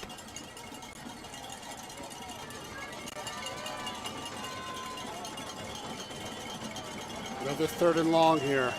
Stomping in the stands yet again from Red Mountain. Mauter creates pressure, that time a screen up the middle and a big tackle made. And you got to believe they're going to go here. Too far for a field goal, too close for a punt.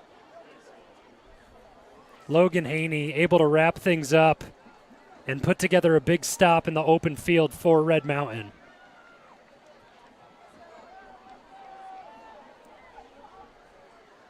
So it brings up 4th and 6 now for Queen Creek as they talk things over. Just 15 seconds left on the play clock, so they get out in formation quickly. And one more stand is what you ask for if you're the Red Mountain defense. Play clock winds down to 1, timeout taken by Queen Creek, and it gives both teams an opportunity to chat things over. So I'm going to keep a running count so we don't goof it up again. That's Queen Creek has 2 timeouts remaining. Queen Creek with 2 timeouts. And again, we take a moment now in this timeout. We can get everyone recapped fully one more time. I'm not sure how the stream came back up, when it came up for you at home. But essentially, the last drive for Red Mountain, they put it together, a 4th down and 2. They go for it. A deep shot taken. Kyle Heap connects with Gunnar Moore inside the 5, and then Kyle Heap with the 4-yard rushing touchdown to cap that off. Now Queen Creek on the ensuing drive, how they get to this point. The kick return gets them out near midfield. The penalty on Castaneda on the 3rd down, and now they have the ball 4th down and 6 upcoming. On the 38, yeah. And the interesting thing, before the big play to Moore, they had tried to go to him on the other side on the previous play, and they hadn't been able to connect. Yeah, so a little bit of an underthrow, and both of them looked like they could have been deep shots for a touchdown. Crowd into it for Red Mountain. Reynolds back to pass, takes a deep shot out to the end zone. Almost caught, and a flag flies in late. Dylan Sims, the intended target. And contact warrants another flag on the far side of the field from the officials. And you know how I love to look in the tackle box. I want you to watch here the little hook from the back blocking Mauter. Reach around, the grab, the pull down. Yeah, on the left center of your screen there, you pick it up, and Gloria back in coverage on Sims. It's tough to tell, but the Red Mountain crowd unhappy with the call, and it didn't look like a lot of contact prior to the ball getting there that time around. None at all. The one from Castaneda, I understand, if you slow things down when we had it in slow motion, but that time, no contact prior to the ball getting there. And here's the key for you kids listening at home. Turn around and try to play the ball. If you never turn around, they're going to call that every time. You can't face guard.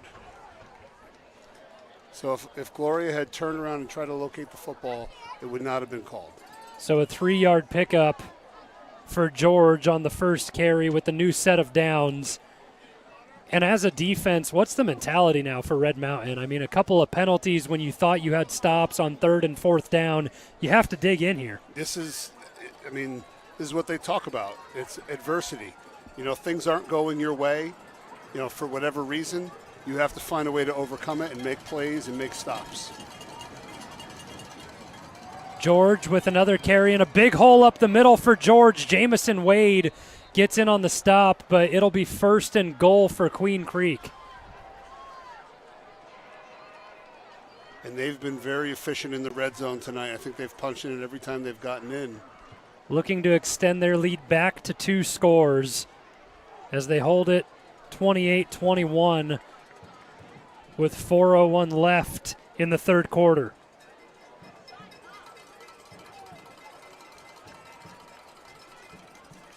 That big offensive front has been a unit all night long for Queen Creek. George with the carry up the right side, cuts back, lunges into the end zone, and the lead goes back to 13 for now. Lucas George, 1 in the air and 1 on the ground as he punches it in this time around. Yeah, and that's tough. Aided by a couple pass interference calls, would have been a different outcome. But, hey, there's still a lot of football left to play here. And that's something where as a coach you say you can't control anybody but yourself, so you got to get back in to the fight and continue. Absolutely. Red Mountain has already responded once in this second half.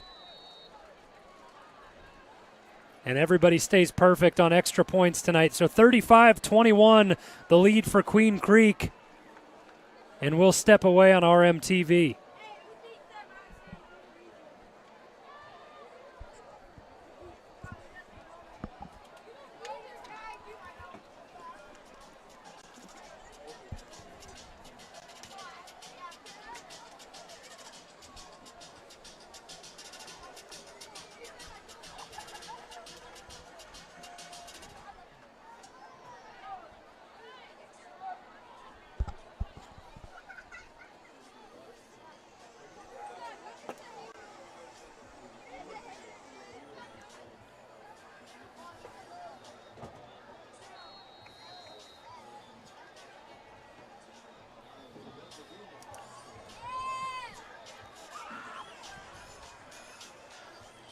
Crew Levitt sets up good field position for Queen Creek on the kick return, and they end it with a rushing touchdown from Lucas George.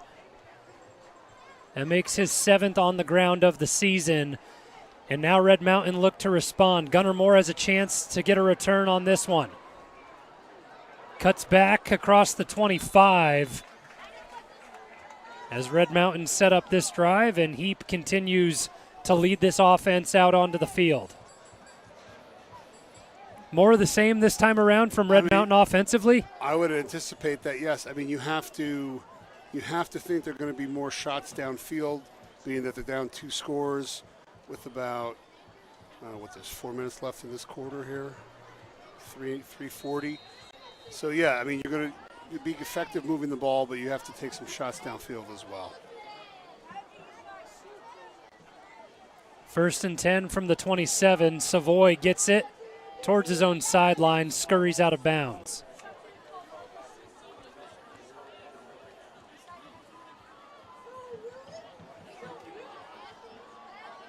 Savoy just picks up 1 on 1st down. And Red Mountain gets set quickly again.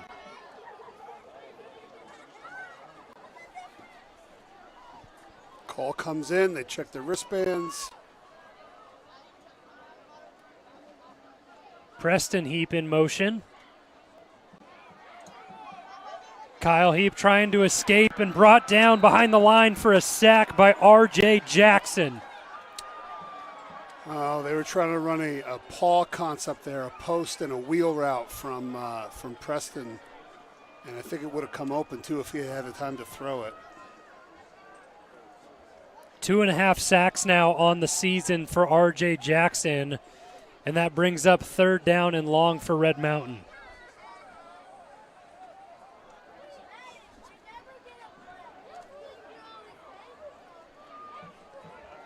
Just under 2.5 to play in the third quarter. Heap goes in motion. And now Kyle Heap takes the snap. Over the middle, and he connects with brother Preston, and enough to pick up the first down. It's a big play right there. Tough catch over the middle. And now a little bit of life and energy in this Red Mountain offense. They go empty set. Heap with the designed run, and he lays the shoulder down. And a pickup of 4 on first down this time around. A big third down conversion. Behind the sticks, you get it, and that puts some momentum and life into the Red Mountain offense. Yes, and they're I think just trying to stay on schedule right now, not get into another third and long, keep the downs manageable.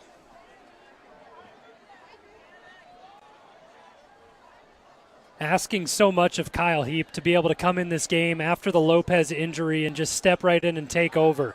Takes a shot that time, but gets the ball out, and third down and 1 upcoming.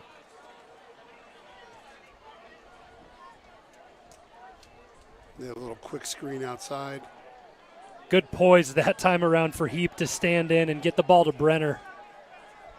And sometimes you just have to take those shots and live with it. Savoy stuffed behind the line of scrimmage, and around midfield you almost anticipate the fourth down call coming in for the Red Mountain offense. You absolutely have to here.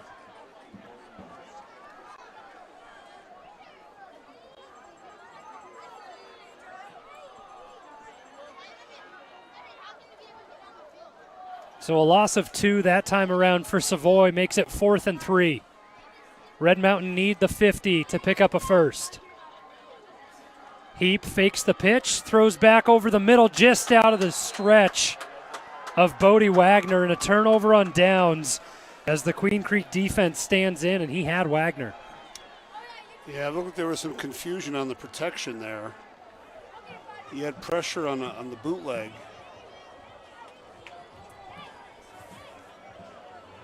They pulled the tackle,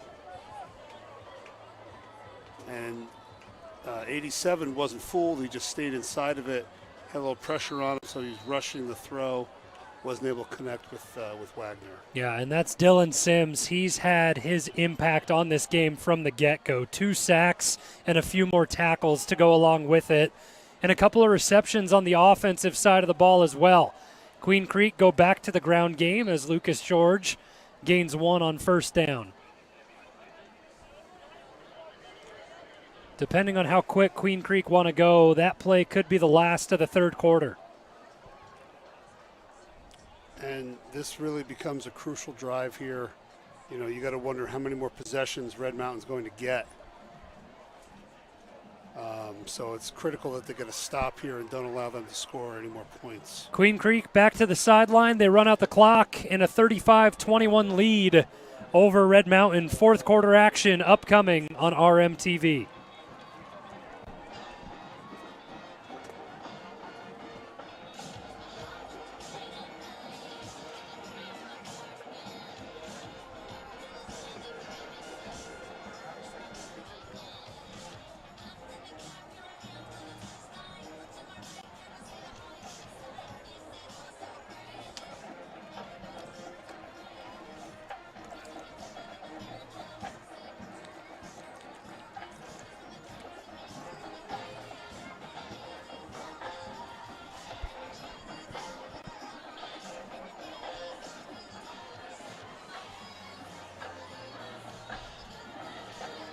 Queen Creek with a 14-point lead and the ball across midfield as the fourth quarter gets underway. Second down and 9 here, and Tate Reynolds sets up in the pistol with Lucas George. George reverses it back, and then a tap pass to Reynolds. That was a jailbroken play that could have gone extremely wrong for Queen Creek. At first I thought he was bobbling it, but he was just getting into position to basically volleyball set it back to Reynolds. That was a hot potato look there for a second, and a good job from Red Mountain for everyone to keep their assignments in the secondary as they already got beat on a flea flicker to end the first half. And now it's a 3rd and 11. And again, at this point, well, you never know. Queen Creek might punt the football. I think they haven't yet to punt tonight. A whistle and another timeout taken. So Queen Creek has 1 remaining. Yep, that's the second one called of the half. And in this situation, the exact same thing happening that happened on the previous drive. A 3rd down and long for Queen Creek. Do you think they try to take another shot downfield and draw a flag, if not get the conversion? I would imagine, they have a couple big receivers who have a height advantage over the corners from Red Mountain. I would imagine they would take a shot downfield and take a chance that somebody's going to get tangled up or not turn around or get a hand in somewhere it doesn't belong, and they'll get a free first down out of it. What goes on in a moment like this for the defensive side of things for Red Mountain in the huddle of the timeout?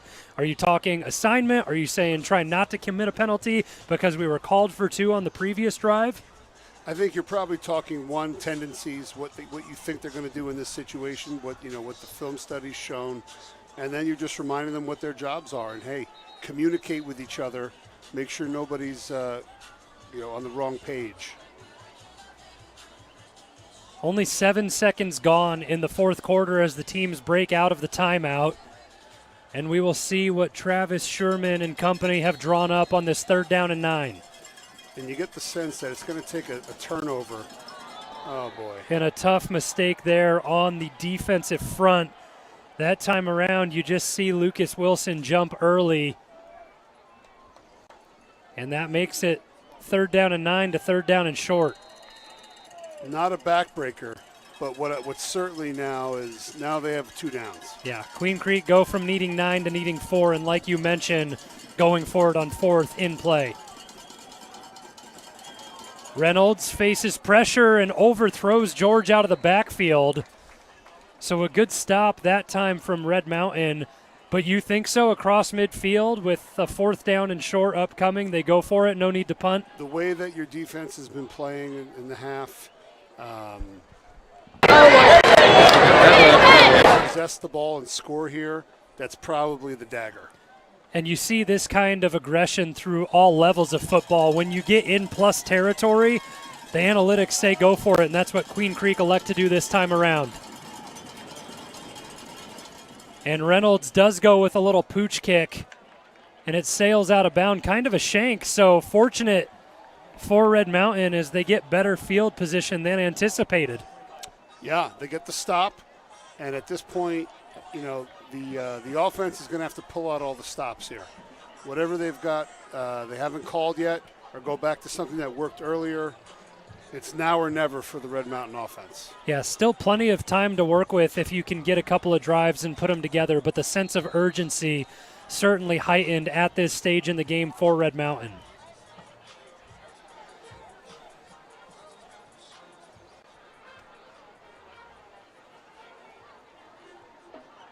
Bigler goes in motion and circles back. Heap with the play action, takes a shot down the near sideline and out throws Gunnar Moore. So if you remember, they ran that play with Bigler a couple times, that same look with the stop and turnaround motion, obviously to set up that play action. Right. It's the long game, right? Yep. The first 2 times around, they handed it off to Bigler and were able to gain a few on the run. And that time, like you said, it opens up the shot. But good coverage in the secondary by the pairing of Crew Levitt and Tate Curtis. And having the iPads with the Echo system on the field, you can see how teams are playing it almost in real time and go back and check what you're seeing.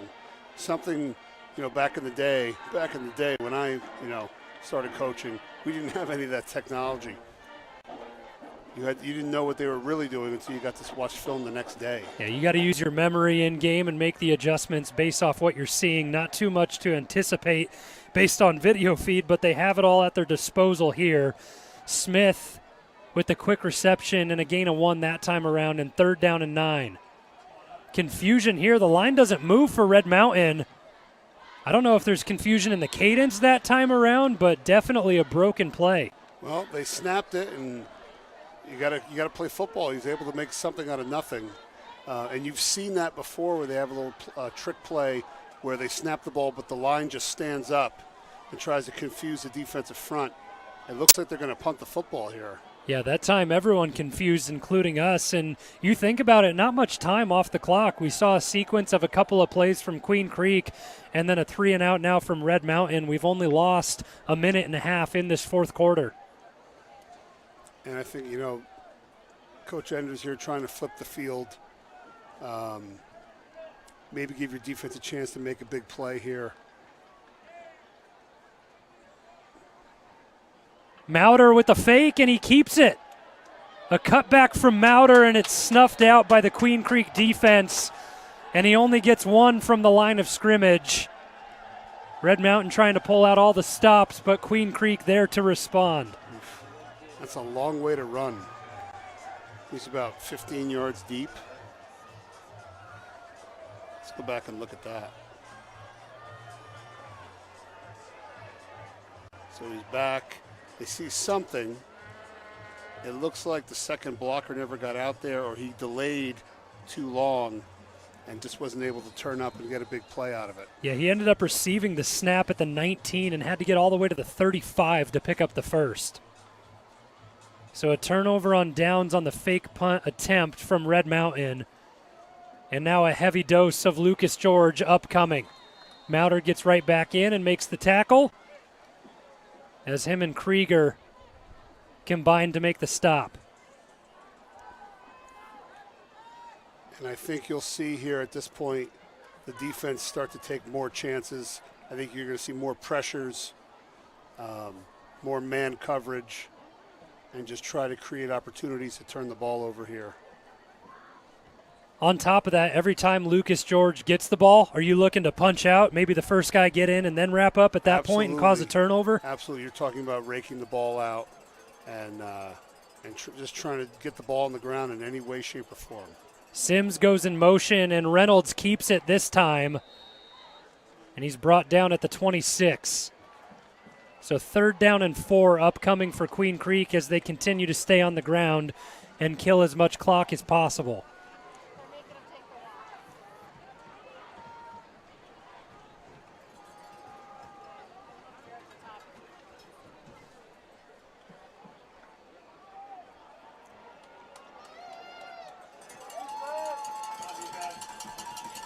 Reynolds has averaged 9 a carry on the ground this season, and he has the sprint out this time on 3rd down, and he's met well short of the line to gain. Mountain Lions all over that one. They were waiting on it. He still is able to get a head of steam going, though. It looked like he might turn the corner.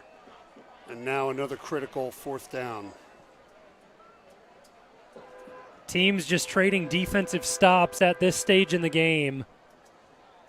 And every single one that comes up for Red Mountain when they're trailing by 14, it feels like the most important play of the game. Yeah.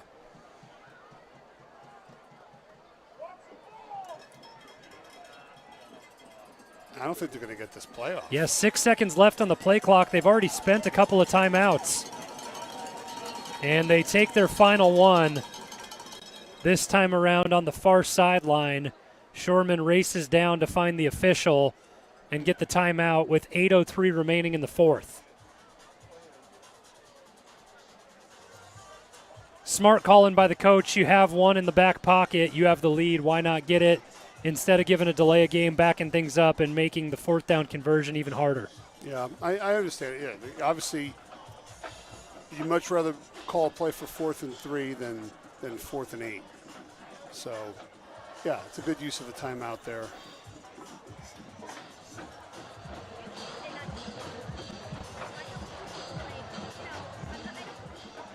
And at this point, you got to think, you know, opportunities becoming less and less for the ball, for them to possess the ball. They're going to have to get a stop here to have a legitimate fighting chance here with 8 minutes to go. And the scoreline right now with Queen Creek putting up 35, that's the most points this Red Mountain defense has allowed on the season. The give this time, and George has it, and enough for the 1st down, and that continues to move the chains, and the clock will wind down as well.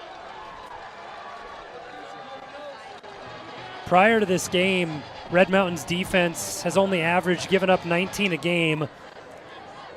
The previous highest total they gave up was against Helix in California when they lost 30-22. Helix now has moved on to 8-0 on the season, but 35 given up to Queen Creek here tonight. Yeah, it's surprising. It was not. This is not a team you would think would come in and be able to put up the points they have. You know, there is a bit of a rust factor. You know, they had the week off for break, not the whole week. I think they came in about midway through the week for practice, but they didn't play a game last weekend. So that's probably part of it as well. And add in the homecoming festivities and the distractions that entails.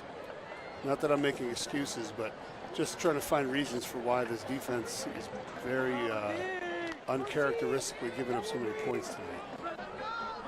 Queen Creek spending just about all the play clock to get everything going. As George got across the 15 on first down, he gets it again here on second down. And he's met in the backfield to be stopped by Lucas Wilson.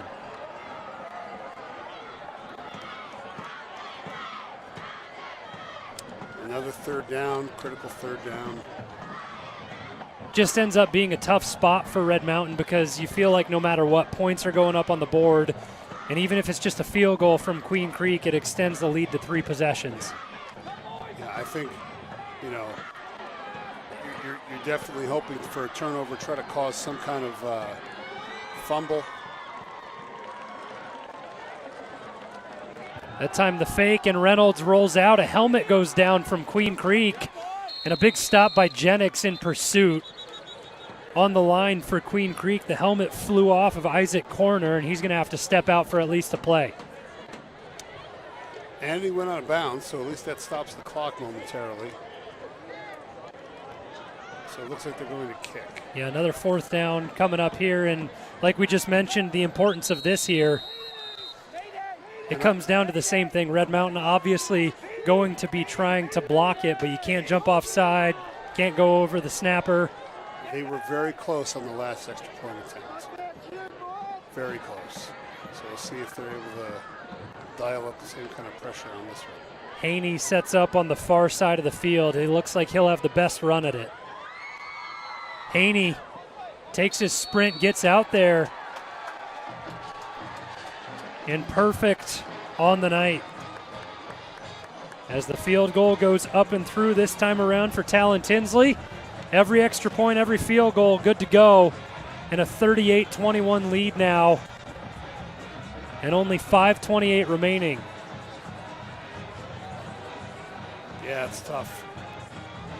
The defense, you feel that they're putting up a good fight. And again, you go back to those 2 big penalties on that 2 previous drives. And, you know, you're at where you're at. And the offense has been unable to answer here after that first one they got. Everything has to be big from this point on for Red Mountain. And Queen Creek's offense, you have to give credit where credit's due. They've been very efficient on the ground, through the air, and it's gotten them to a 38-21 lead. Yeah, they've been solid.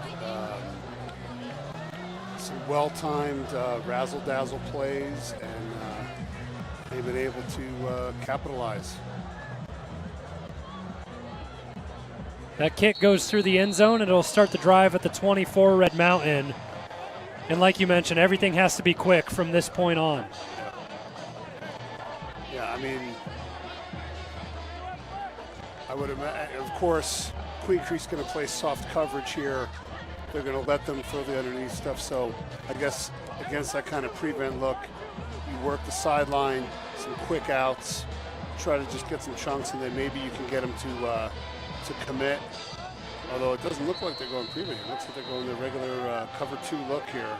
Well, they've been comfortable with the stops they've made, only allowing 21 on the night to Red Mountain. As Heap gets the call in with 15 left on the play clock and sends Savoy to his left. Heap keeps it and looks for a block from Savoy on the outside, grabbed around the head and neck area by Darian Katner, who comes all the way from the secondary to make a stop.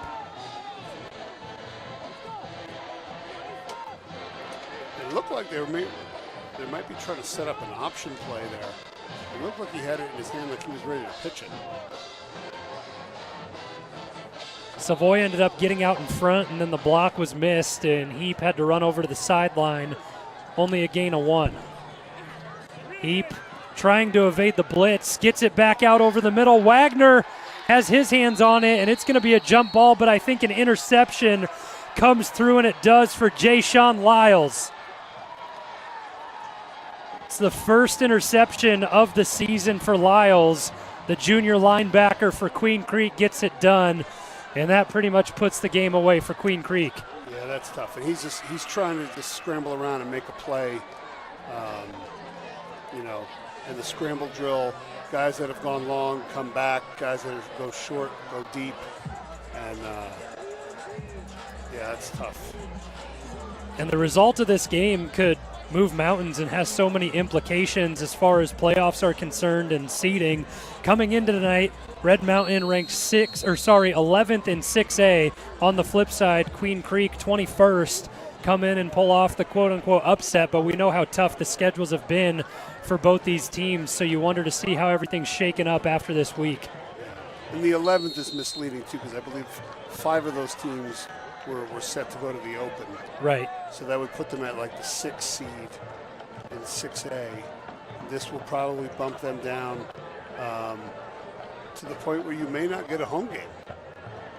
And obviously we still have 2 more games to play here. And a really tough one next week on the road against Hamilton too. Yes. And then Mountain View at home to close out the season. Yeah, 2 huge games. And maybe a little case of Red Mountain looking ahead to Hamilton and not taking care of business tonight. Dane Gomez in the backfield now for Queen Creek. He gets the carry this time around, and a nice burst from him. That's the senior fullback for Queen Creek, his 25th carry on the season. And that puts Queen Creek at the 10 for 1st and goal with 4:14 to go.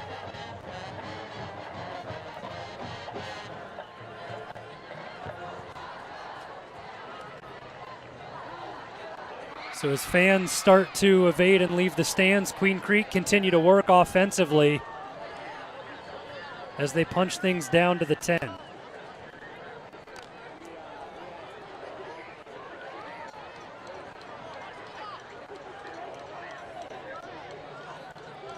Reynolds with another give to Gomez, and that time Mauder gets in initially and Wade has to clean things up, and a flag flies in late.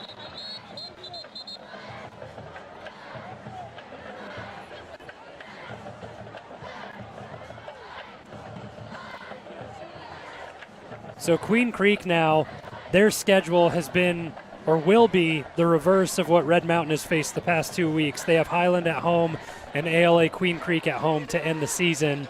And right now it looks like those are 2 open bracket teams themselves. Yep. And, based on how they played tonight, I mean, they seem like capable of hanging around with either of those teams based on what I've seen tonight. Now, going back and look at the film from earlier things, maybe desperation is what they needed to ignite their execution, because they've played very well tonight. Defensively and offensively, once they got settled in, the execution has been perfect for Queen Creek. Following the personal foul, they get the ball at the 5, half the distance to the goal to penalty.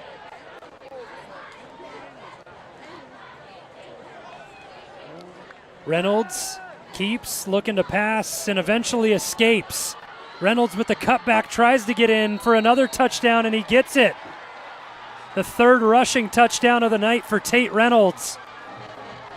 And that makes number 15 on the season on the ground for him. Yeah, he's impressive. He certainly carries himself like an upperclassman, not a sophomore, I'll say that. As we mentioned earlier in the broadcast, already an offer from UCF, and you would just think that they continue to pour through as he still has 2 more years to finish. Yeah. The future looks bright for Tate, for sure. Yeah, the prototypical look and body and frame for a quarterback, 6'4", 195, athletic. He can run the ball, and his arm has been delivering tonight as well as Queen Creek extend the lead 45-21. Yep, and now, Red Mountain has a chance to answer, and at this point, this is a pride thing. You want to finish on a positive, try to get something going that you can build on for next week. So I would expect them to still fight and try to put the ball in the end zone one more time here on this last drive. And you saw there on your screen at home, Simon Lopez down to his street clothes now, pads off, and you wonder how that injury will be and maintained throughout the coming weeks. If it is a hamstring, I mean, those are ones, like we mentioned, can linger and last more than a couple. Yeah. And then the risk of re-injury as well on those is at a higher level than most. Yep. It's one of those things that, especially for someone that's a runner, definitely will hamper you.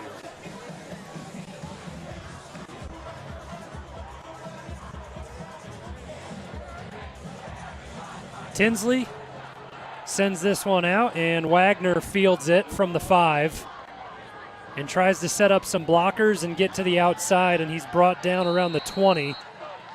Stop made that time by Bryson Vackrell, and flags late. With a couple players involved late, it looks like Cannon Skidmore on the far side of the field, or it's James Krieger. Look like Krieger. Yeah, Krieger gets in a little extracurricular with the Queen Creek side. And as the officials converge, we'll see who it goes against. And again, another situation where you have a huge game next week. You can't afford to get tossed out of a game here and be ineligible to play the following week. So be smart here. Don't do anything stupid. Just play football and try to get something going here to finish it out on a high note. So Krieger takes the penalty, and it backs him up to the 11 to start this drive as Heap settles in and has Savoy off to his right.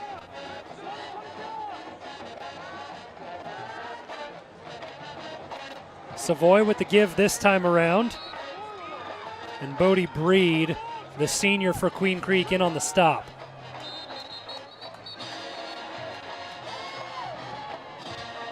So a helmet down in the back end as Tate Pierce loses his lid.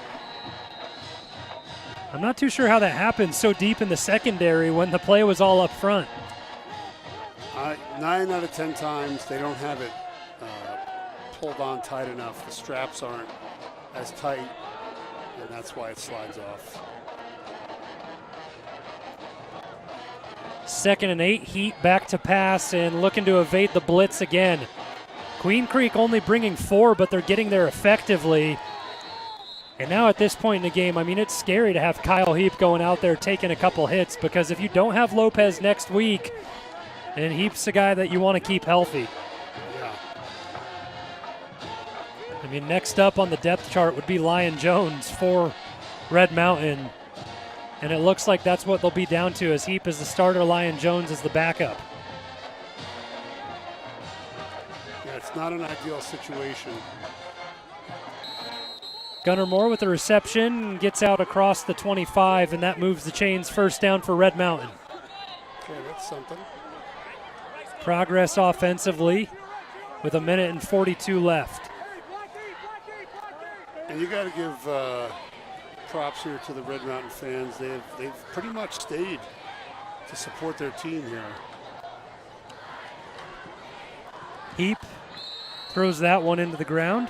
Paxton Thorstad, the intended target on the near side of the field. Looked like one of those quick hitters where, you just grab it and throw it with whatever you can, don't find the laces, and he just lost it out of his hand a little bit. Yeah. 2nd down and 10 from the 26. Heap tries to set up the screen and misses Savoy that time. So back-to-back incomplete passes stop the clock with 1:25 to go, and 3rd down and 10 awaits Red Mountain in the offense.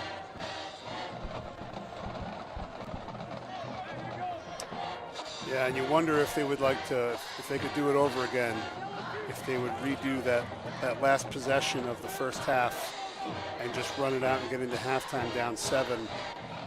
Right, when they give Queen Creek the ball back with around 50 seconds, and then the flea flicker shot happens. Yep. I wonder if that would have changed the complexion of this Heap game. throws another pick, and this one could go all the way back for 6. Tackle made by Heap, but the interception from Drake Lewis gets Queen Creek back into red zone territory, and that was a time where it looked like Drake Lewis was headhunting there. He wasn't trying to cut back and go for the end zone. He was trying to lower the shoulder on Kyle Heap. And that's exactly what he did, and Heap appears to be okay, but not ideal when he's your, already the backup quarterback. So 2 interceptions late in the game for Kyle Heap, and that should close it out with just a minute and 18 left, and a real statement victory for Queen Creek coming into it. We talked about both teams suffering back-to-back losses. It was a big one for Queen Creek as one against William Field. That was their first conference matchup, so 0-1 to start things off, and they get even here tonight against Red Mountain. Yeah, this is a big game for them. This is, like you said, Red Mountain has had their number for quite a while, and I remember when I was coaching on the staff, we eliminated them from the playoffs 2 years in a row. So I definitely think that's in Coach Sherman's mind. Yep, and this now the 6th matchup between these two teams, and the overall 4-2 in favor of Red Mountain as Queen Creek pick up their 2nd win in this matchup. But as you mentioned, it's one that they want to win in a rivalry game that's been brewing and brewing, and you circle it on the schedule. Queen Creek get the result that they want on the road. Yep, and they're going to kneel it out here, which is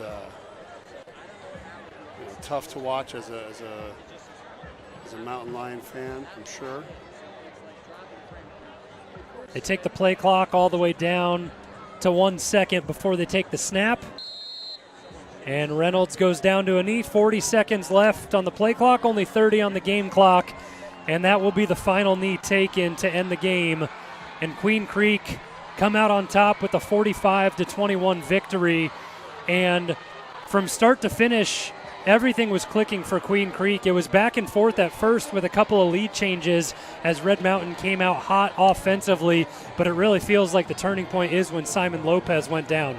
Yeah, once he went down, again, a big part of their offense has to change, and obviously the deep shots and the running thing, they weren't able to do it as much as they would like with Heat. Plus, he's playing behind the whole second half. Tough situation. And it makes it a challenge, too, when you enter with a game plan centered around Simon Lopez and what he can do. Not that Heap can't throw it and work with his legs, because we saw him efficient with the 4-yard rushing touchdown, a couple scramble plays. But Simon Lopez just has been, like you mentioned, working with the ones in this offense for an entire season now.